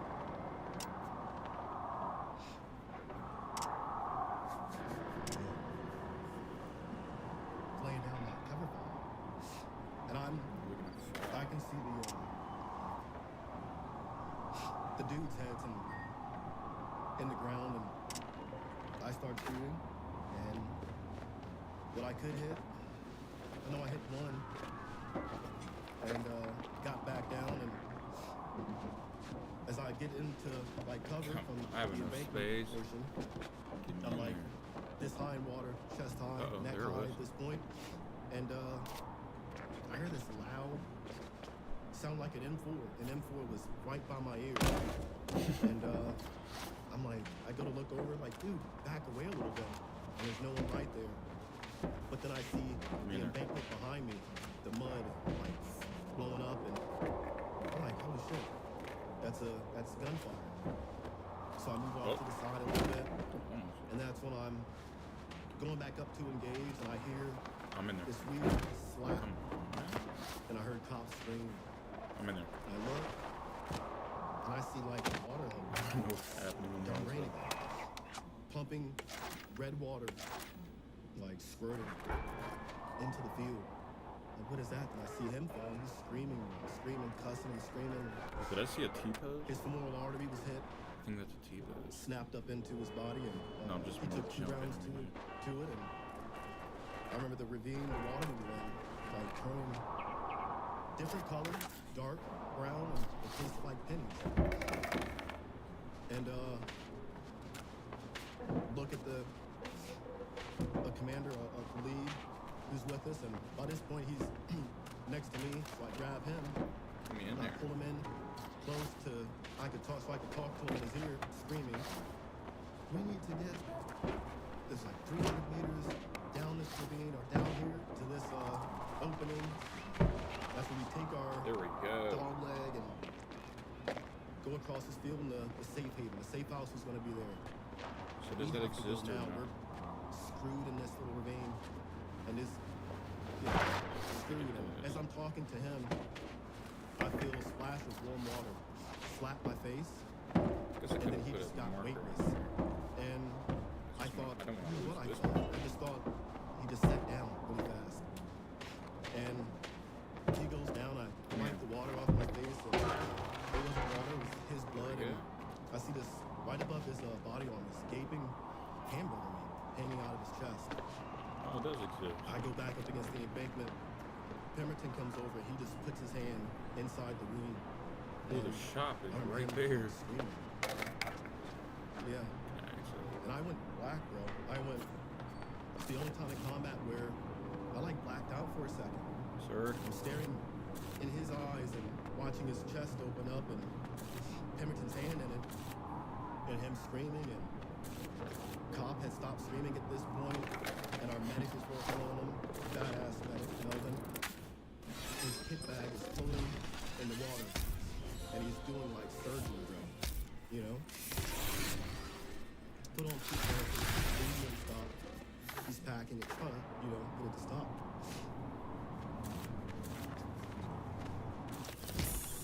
Watkins got hit in his foot or his ankle. So we're down 3. And one of the wrecking guys came over and slapped me on my helmet. He slapped me on my helmet and was like, dude, get back in it, I'm like, oh shit, yeah. Oh, And, my camera's he's like, freaking come out. over here. The sniper- Oh, I can go on the other side now. It'd be like Come over this, here to me I behind think. this weird little fallen tree. And as soon as I get up next to him to get eyes on anything, we get shot at. And he pushes me and is like, dude, he's targeting me. Everywhere I look down this ravine, crack, crack. And the food, the flies, everybody's jacked up, and cops going in and out of consciousness, and we finally made the decision to, let's just move. We can't get pinned down here. So he passed his body up on a stretcher. And I remember him passing by,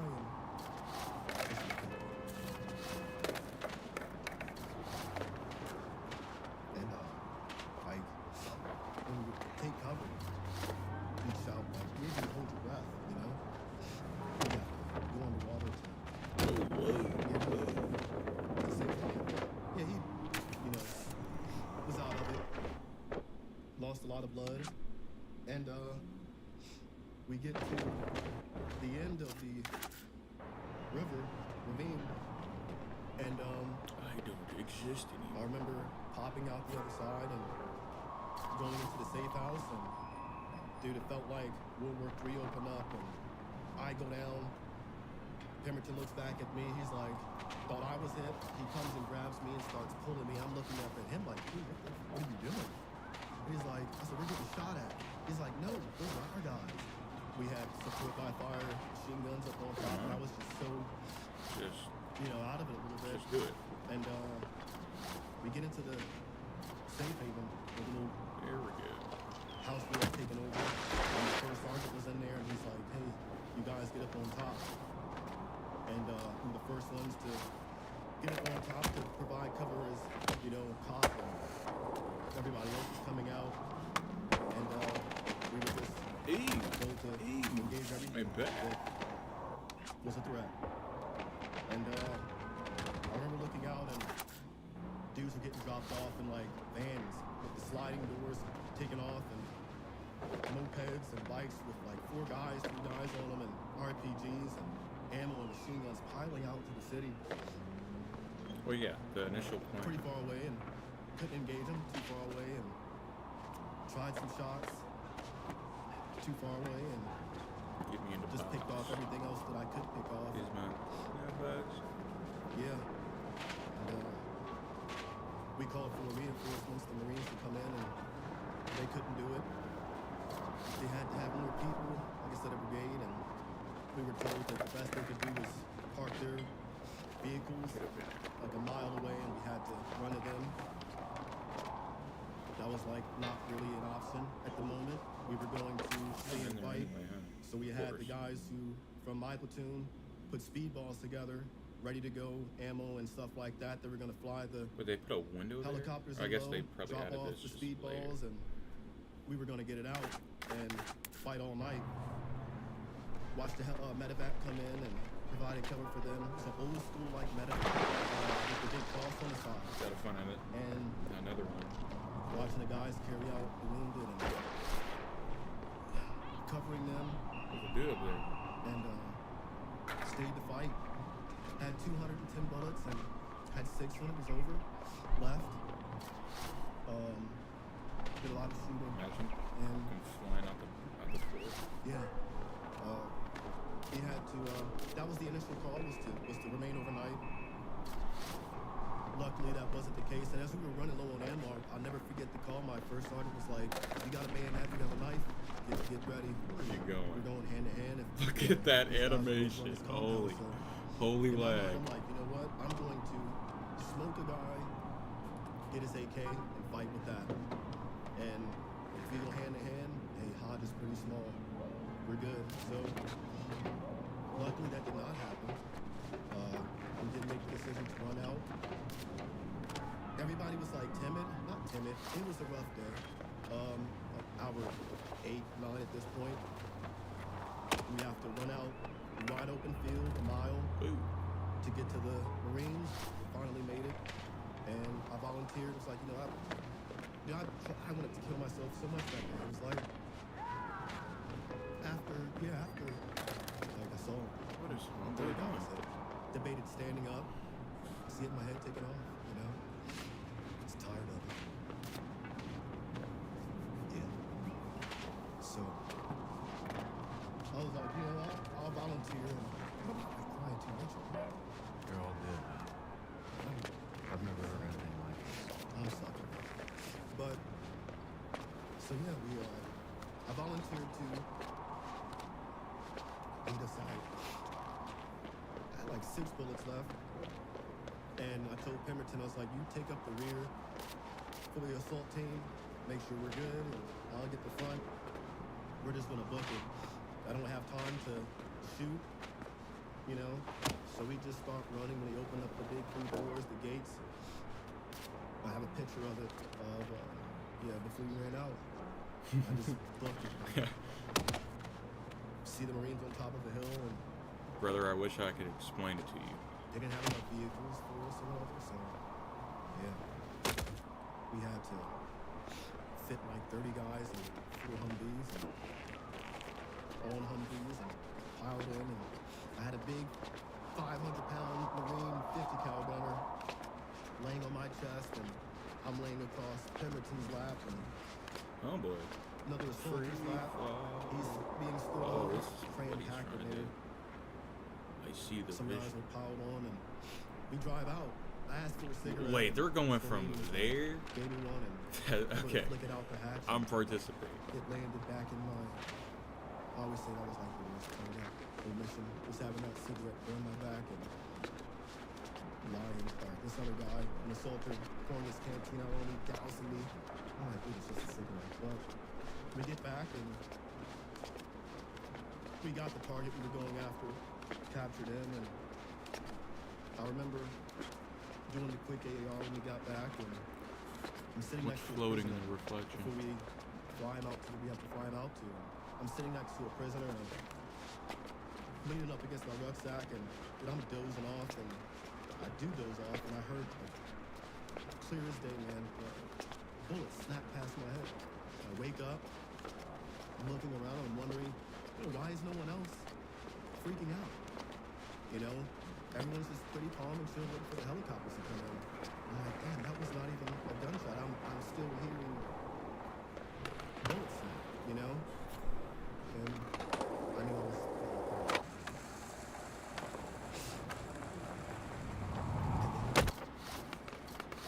A few days later, yeah,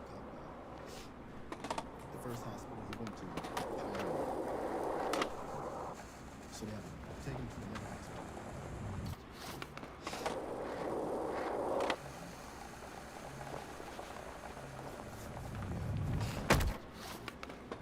That's the guy who saved my life.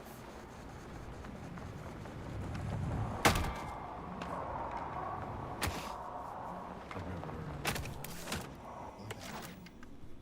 Oh man, haven't talked about it like that in a minute.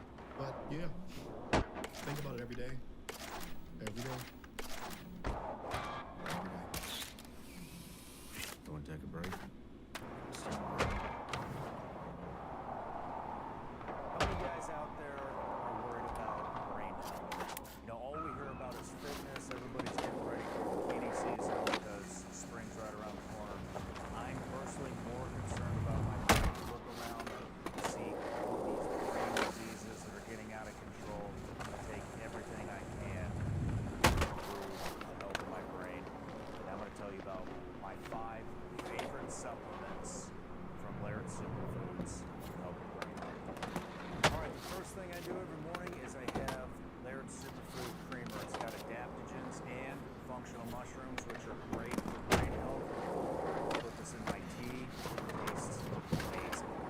Who likes vegetables? Cool, me neither. That's why I take Laird's Daily Greens. Just pour it in a cup, shoot it real quick, you got your daily vegetable intake. Plus, guess what? That's right, functional mushroom extract. There's 6 different kinds in here. Once again, great for brain health. After greens, we got Daily Reds. This one doesn't actually have any functional mushrooms in it, but I can't stand beets. I think they taste like shit. And so I take 1 scoop of this, put it in my water. I don't have to eat beets anymore. All right, we're winding down the day now. This is the next supplement I take every single night. Laird Sleep and Recovery. Helps me sleep, helps me recover from my daily workout. And guess what? Yep, you're right. It has mushroom extract. Guess what? It's good for I'm your brain. trying them. And I saved the best for last. Most of you know this. My favorite supplement at Laird's is performance mushrooms. Has a ton of mushroom extract. Super, super good for your brain. Take it every single day, sometimes multiple times a day. These are my 5 favorite supplements from Laird Superfoods. You can go over to lairdsuperfoods.com. Use the promo code SRS. Save 20%. Ladies and gents, I would not have partnered with this company if I didn't believe in them. They take the cleanest ingredients. They try to source everything in America. Unless they find a better ingredient that's more quality somewhere else. I think we all appreciate that. Once again, lairdsuperfoods.com. Use the promo code SRS. I'm not making that. Save you 20%. Over the past several years, Vigilance Elite Patreon has fueled what you now see today, the Sean Ryan Show. Because of our patrons and their support has enabled us to produce the best quality productions that you see weekly, including our small team that continues to grow. I've done a complete restructure of Vigilance Elite Patreon in 2024 by adding new and improved tiers and giving them a unique name. Tier 1 is now known as the Seeker, Tier 2 is known as the Protector, and Tier 3 is now known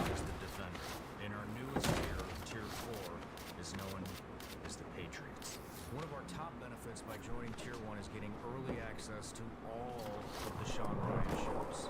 This includes both audio and video.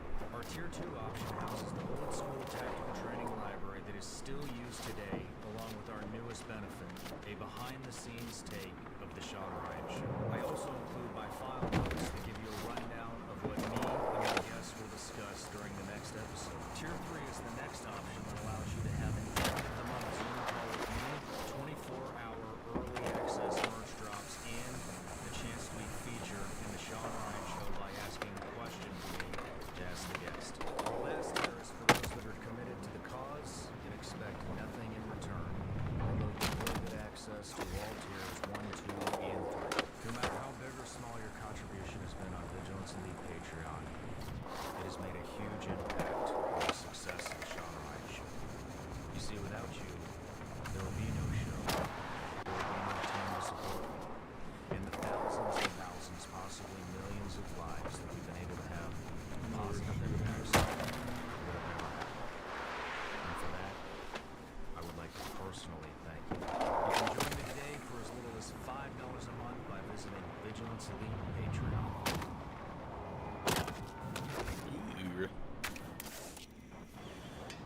All right, Nick. Yeah. It's a heavy segment. Dude, that chef is finally gone, man. He was cutting up all those onions. I'm surprised. You know, I'm glad you kicked him out. That was rough, man. Man, that, you know, I just, I've not heard of anything that I don't think That's pretty good. that was good. Yeah, I was all the way out the door with that, like, scene. Learning of Cops death and just that whole mission, man. And I watched guys get bronze stars for just saying they'll do this. You know, He's hitting that. never stepped foot on the field. You know, never had to do anything like that. They walked away with the bronze stars. You know, I'm never about medals anyways. I was supposed to get a bronze star. But they pulled it and reduced it to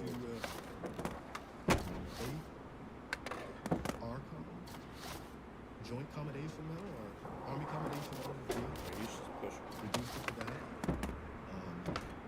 Only because they told me I was just doing my job, so there was no point of, and I don't care. You know, I was just looking at it behind the desk. I remember when we came back from Iraq, and we did some really good sniper stuff for conventional guys, and which opened up a lot of routes, you know, a lot of logistical routes. We came home, and I remember watching the guy get a Bronze Star for staying back in Great Virginia for stopping the candy machines, because the candy machines were stopped every day. What? Yeah, we're sitting there at morning muster, and we're watching this guy get from stop the candy machines, and it's so tempting. Couldn't do it. And that is about the moment I knew that I was making the right decision. But you know, we just had a good conversation off camera, and kind of cut it because I think it's important to have talk about the ego, you know, that runs within the soft community, and Wait, I did not. Left that. afterwards. We talked about a couple of individuals that we both know that will remain nameless on camera, but you know, the conversation kind of started with, you know, how do some of these guys think of themselves? You know, people that you know in service, people that you know in service, and then you see them on social media, you see them on YouTube, you see them on the news, you see them everywhere, and you know that's Not that guy. that's not you. Yeah. And now they're trapped into being You're a rocket air off of that. likely for the rest of the world. And there are some very controversial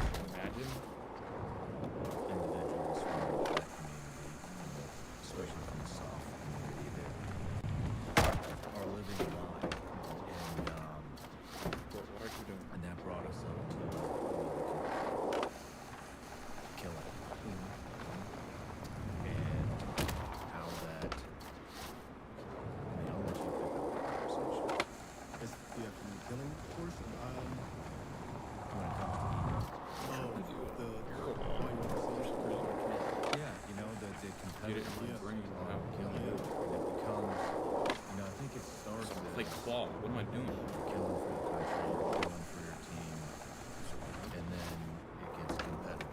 I think it's you go in with the mindset of it. Like I would say, my first deployment, I felt get like I that. was doing it for the country. You know, after getting back from 9/11, finally here, and I get a chance to deal out my payback. But then I want to say my third I swear I think I know how to is do when it, I but started it's to just not see and working. notice that more so when I was a sniper. What am I looking for? Like killing the bad guys or whatever you want to call them, killing people, Forgot. getting back, and the guys who did not get a chance to go on the operation would show jealousy or, you know, envy towards that, and it became a competition really quick as who could get. And I never thought it was a competition. You know, I was right place, right time. And I didn't have to look for it. I enjoyed being a sniper, and I enjoyed looking over my guys so that they could do what they had to do on the Am I ground. retarded? I enjoyed it, and I liked working by myself and having that leadership role. But the killing was never something I expected. Like, especially as a Ranger sniper, it's rare that you even get a chance to pull the trigger. So I never went into it with that mentality or mindset. I thought I was going to do more. I wanted to do the stalking, you know, setting up hide sites. That's what I wanted to so we do had it. most. I thought that part was the coolest thing about being a sniper. The shooting portion is cool and all, but it's so rare. So I didn't expect all the snipers that I knew. Some had 0 kills. My replacement sniper. So after Pemberton fell down this 75+ foot well, had to get medevaced out. I was replaced with another sniper who had, I think he was in the section for like 2 or 3 years. and There's never no had a kill. shot. Until he started working with me, and that was just because we were getting ambushed like literally every day, and he had to shoot people. What does brother got to do? He never killed anyone, so I was used to that. The snipers that Oh, you had could been in just the section for twist so long, they never midair? talked about killing because it was rare. You might have guys I guess I'm with 2 or holding 3 you kills, too. some guys with 0. I don't know. I think that kills all It the wasn't a big momentum. thing to be Yeah, he turned it off. you know, until I started to see that competition when that's all it became about was just killing and killing and killing. And I have more than you, and I have more than you, and That's I'm catching not up what I'm to doing. you, and I'm like, dude, I don't care, you know? I don't really care. How do I turn And off? no one knew what I Turn this felt off. like after the fact. So after Save. everybody I've ever taken out or anything, I've always felt bad. I've always felt Do the that- airwalk. The airwalk. I guess coming from a religious background, I felt that it rips out a piece of your soul. I think that spiritually, we're all connected. In some way, shape, or The form. We all airwalk. share one thing in common, and that's the soul. And we're all connected. So, eliminating or cutting that tether of somebody else's life, it's like I felt the same way that a tether was cut. Also. Because you know, deep down, What are you I don't know, some talking people about? in our community, maybe they are telling the truth when they say, "Oh, I don't Do feel the like it." airwalk. I don't buy it. And Did you feel anything at the time when you were killing? after the Or was it years later? no, during the time. So it was I would ride like this weird roller coaster illusion of a big This is annoying me. adrenaline dump. I'm about to kill him. I can see he has a weapon. He's shooting, and I get like Dog. before the hunter would shoot a deer. After that, though, it was like this crazy, like you reach the peak of a roller coaster, and right when you come down, it was like that free fall of. It didn't feel I- it's a weird. I don't get it. It feels weird. It feels like remorseful. The remorse part came when I got back to my room. I had privacy away from the guys, and I didn't cry. I just felt weird. I felt sad. I did feel remorseful, like, man, and my mind would play tricks of like, being, you know, who I was see. it before that? I hope I see. I When he hope. woke up It's that not, morning, it was always weird to me that, not the games. Yeah, it is. like, when a person wakes up, they're not gonna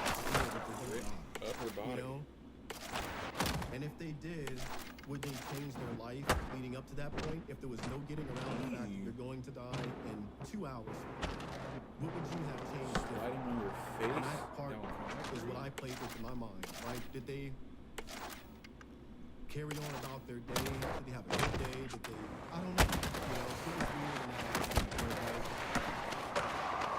wondering their life prior to that. And I felt like I was a young guy killing grown men. It's weird to me too. You know, it's just weird to kill someone that something bad happened. You know, and it was weird. It was weird. But I always felt the worst. I didn't show up to the guys. I didn't show anything until I got back. My last appointment. And that's where my wife saw me crying in the car after Top died. And I had called my dad. It's the only time I called my dad on that deployment. I masked my cry with the sounds of the jets taking off the runway and this big generator behind our barracks overseas. Called on the satellite phone and I didn't say anything. I just waited for the afterburners on the jet to kick in before we took off, and I used that. And that's like the only time he was pretty much like, "It's okay, son," and you know, I guess he understood. I'm not sure, but it's okay, son. Yeah, I still tell him like that. Like, let it all out, pretty much. And then of course when I got back, I didn't really care about the competition of killing or who had the most. My career leading up to that, all the guys in my platoon, like the assaulters were, and I was not an assaulter. I was a machine gunner, machine gun team leader, designated marksman, and sniper. I served in Green Forward when I first got to the battalion as an assaulter, and then I lost my gun when I first jumped in, and like, no, I just was never that guy to always kick in the door and go kill bad guys. You know, that wasn't my thing. Those guys were doing all the killing for me. Like, they were really doing a lot, but I didn't look at them and envy them because they killed more people. It was just purely amongst them. So, hey, these guys are really good at what they do, and it's like a dream come true being in the special operations community and doing these cool jobs at the time at that age. And I never looked at someone and said, no, I'm glad I was much better as you are. It just turned out that way. And I don't have, like as a sniper, I have, you know, quite a few, but like my entire career, these guys, I'm sure out there that, you know, but I don't look at them any better than what I, you know, did. All did our job, and it is what it is. We're here today, and hopefully we're making today count. You know, you mentioned off camera that every kill that you had felt to be a piece of yourself. What do you mean by that? Like literally a piece of your soul. Like it's disconnected. I think we're all connected, bro. Like that's my belief now, and from what I've seen from my experience. Wait, he had the ramp that I don't have anymore. Spirituality. I believe that we're more connected than we think we are. It's just that this realm that we're in, this place, this earth that we're in, and I read the Bible, and the just ruler took of it this from you? world is Satan You read the Bible. every day. Every day. I thought, They okay, took it from me. we're gonna go down some rabbit holes here. Yeah. So we had talked about. Let's talk about your. We'll call it your journey to God. How did that? I mean, what sent you down that rabbit hole after?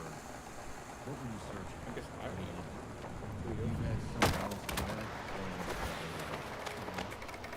some of the most descriptive combat accounts I've ever heard. And so, I guess I shouldn't make any assumptions, but I would assume that your transition was rough. Well, like, so Ranger Battalion, it's crazy you say that. Like, to me, it doesn't seem like a lot because we know, and anybody can look it up, it's the only unit with the most kills and captures and continuous use my redeployment controller. since GWAT began is Ranger Battalion. It's the most killed, captured, combined than more than the Marine Corps, Air Force, Green Berets, you name it, combined, we've killed and captured more enemy high-value targets than any unit combined. And that's Google, whatever you want to use to look it up. So it's not weird to me that it was like that. Like the most deployments that I've seen a Ranger have was like 14 deployments, and thought he was badass. But I think he's badass. But I think that for my transition was I guess it's flying anyway. It doesn't like matter. anybody else's. I think who's been through that. A lot of self-medication along the way. I struggled a lot with alcoholism, it runs deep in my family, depression, and thoughts that I wish I didn't have, you know, not wanting to be here anymore, you know, still got the scars to prove it. Yeah, so, I struggled with that for a long time. What do you mean you still have the scars to prove?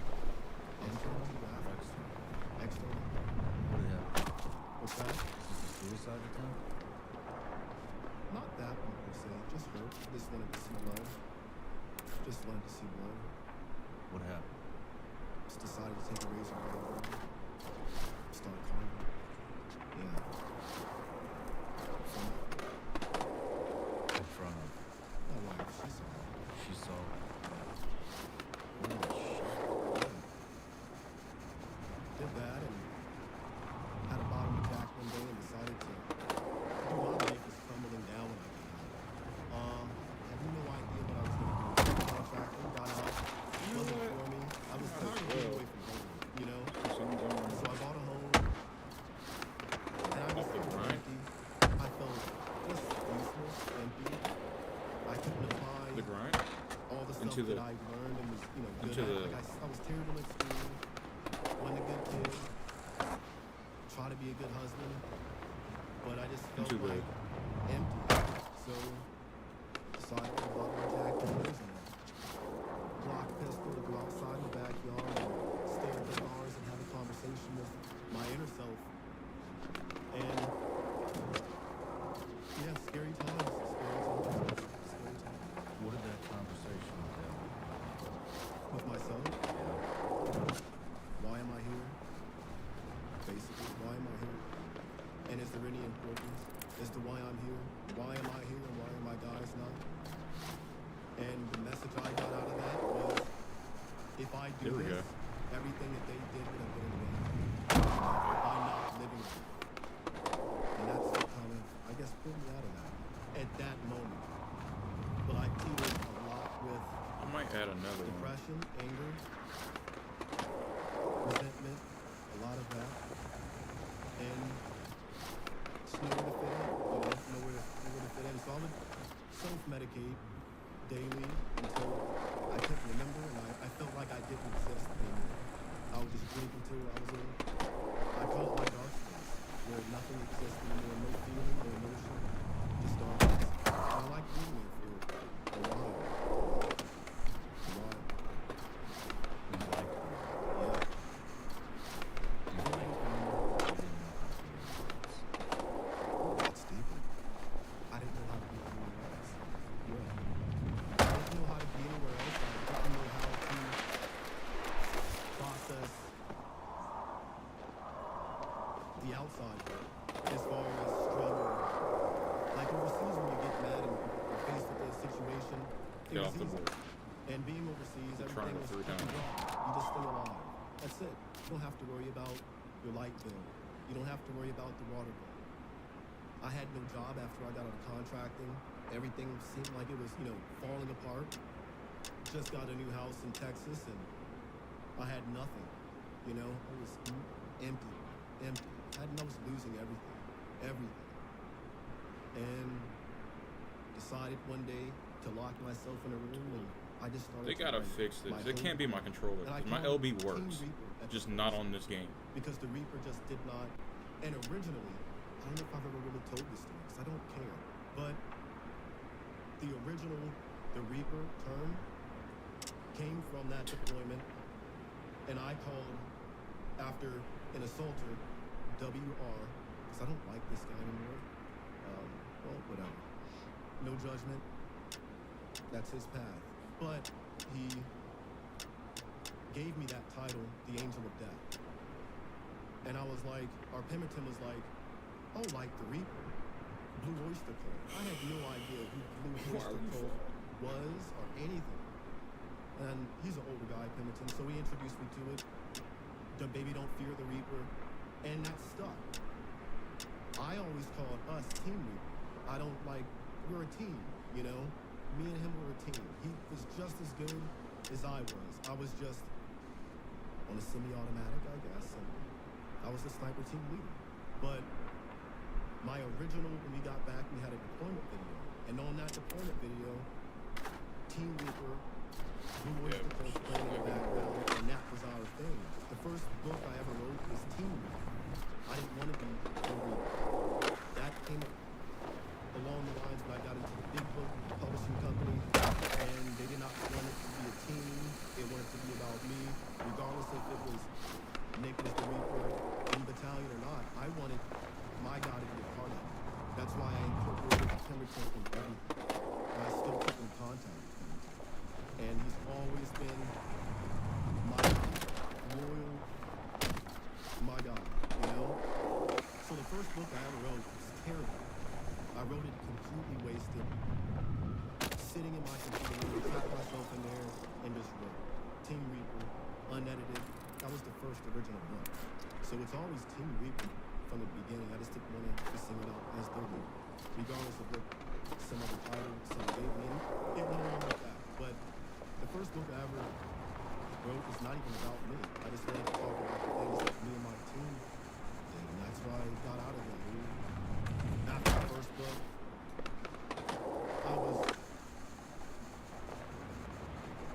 I didn't like it. It was fun. But the individual, the solo, that it was just me out there. No. My spotter and the guys on the ground were just as good, if not better than I was. I was just right place, right time, you know? And that's why I got out the big book publishing world and stopped doing the autobiography stuff and made up my own character that he can do whatever he wants. Like, I grew up reading like Tom Clancy and those guys.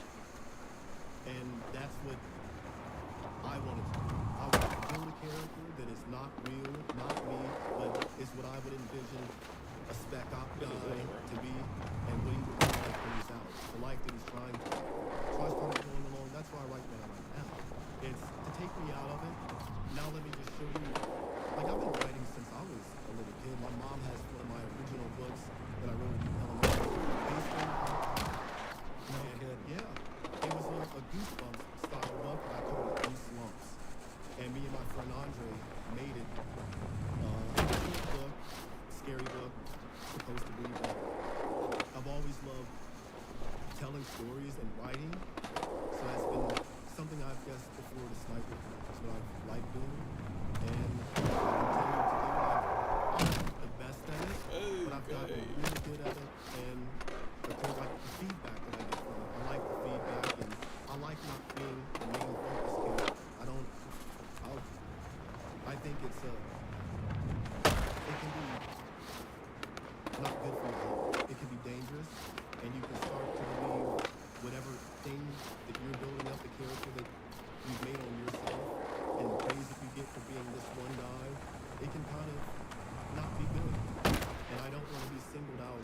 Like I was telling you, I don't want to, on my tombstone, I don't want to be the Reaper. You know? I don't want to be that. I'm a writer. I love to write. I love to tell stories. I'm not Tom Clancy or Stephen King. I'm not those guys. I don't want to be those guys. I just want to tell my stories that I spend 6 months planning and about the same amount of time writing, telling those stories. The thing is that, you know, Tom Clancy would write about one of those things, but just from my perspective and how I would do things. I'm in a conspiracy theory.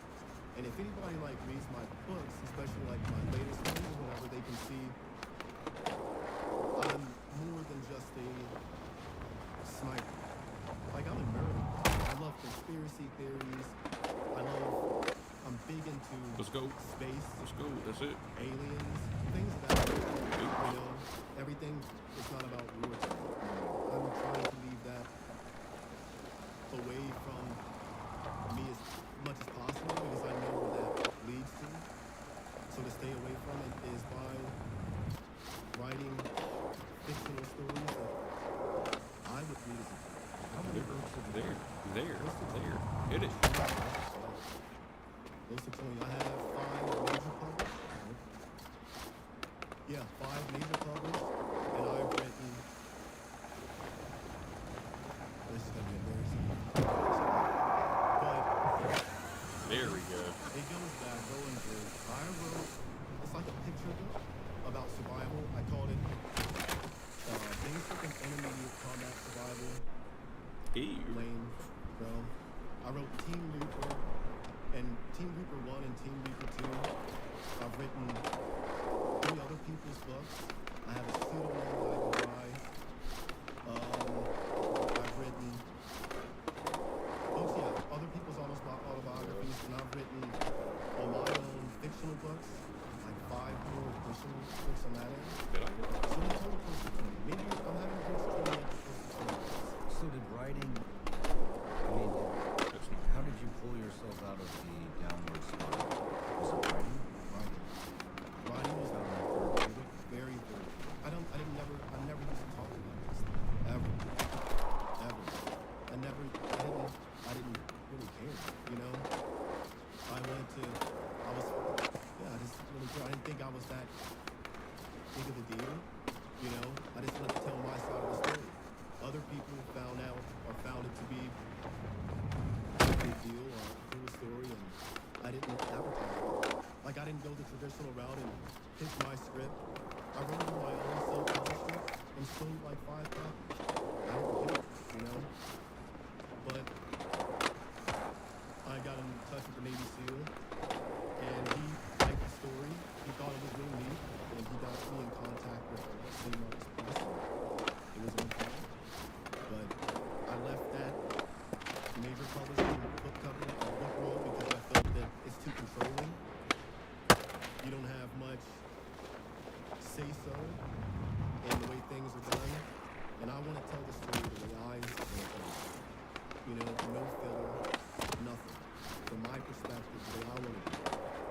And that's why I left it alone and started doing my own self-publishing and started my self-publishing book company. And like I said, I've written for other people who've had #1 really good bestseller books. #1 on Amazon. Should have had a New York Times bestseller, but because the way that book world works, it's not in physical stores like big books would be, so they don't count on the Nielsen books. Even though I wrote a book for someone and they sold, I didn't see how many, but they were #1 on Amazon and outdid Oprah, Michelle Obama. Damn, Yeah. that's a pro. Yeah. So it's been a lot of my writing, the way I want to write, and a lot of if someone else has an autobiography they want to write, I've helped them and I've sat with them and wrote the entire thing in their voice and said, I don't really care for it. I like to write. I like to tell stories. You know? But that was the beginning of the therapeutic, you know, healing session was by writing, and then the birth of my son was when, of course, it really took a back as far as, you know, wanting to stick around and just be a dad and not be. Now, my son does not care who I was. He sees me on YouTube and, you know, he asked about the interviews and he was excited about this interview. So I can't wait to watch it. And he likes stuff like that. And he doesn't really care what dad used to do. We don't talk about it. You know, he doesn't. He might see a few things here and there and ask questions like, "Oh, you in the Army? Did you go to war? And what is war?" I explain it the best I can. 2 people have a disagreement. 2 countries have a disagreement, and they fight over it. Sometimes they kill each other. And he's just like, okay, you know, he's more F1 driver, and he wants to be a race car driver. So I'm all about that. If he can be an F1 driver, dude, go be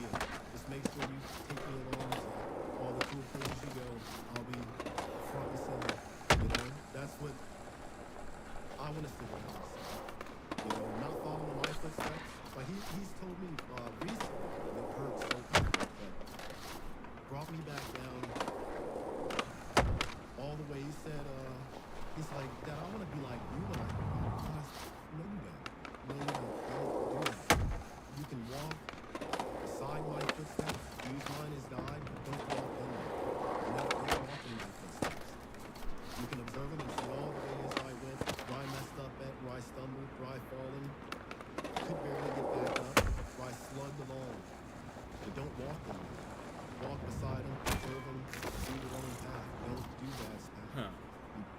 No, don't do that.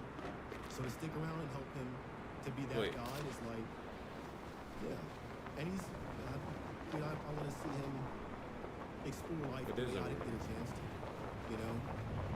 He's writing a little children's book. He's writing it and helping. But I think that's the coolest thing ever. You know, to not put it out for sale, just like, dude, here's your own book. You wrote that. That's your book. Keep it. You know, as a memory or of the not even perfect, just a piece of something that you can be proud of and know that you accomplished that at whatever stage it is in life. Man, you took your brain, you had imagination, and you wrote that. Like, be proud of that, man. That's an avenue you can go Oh, on and it crashed. explore. Good You time. don't I have was to about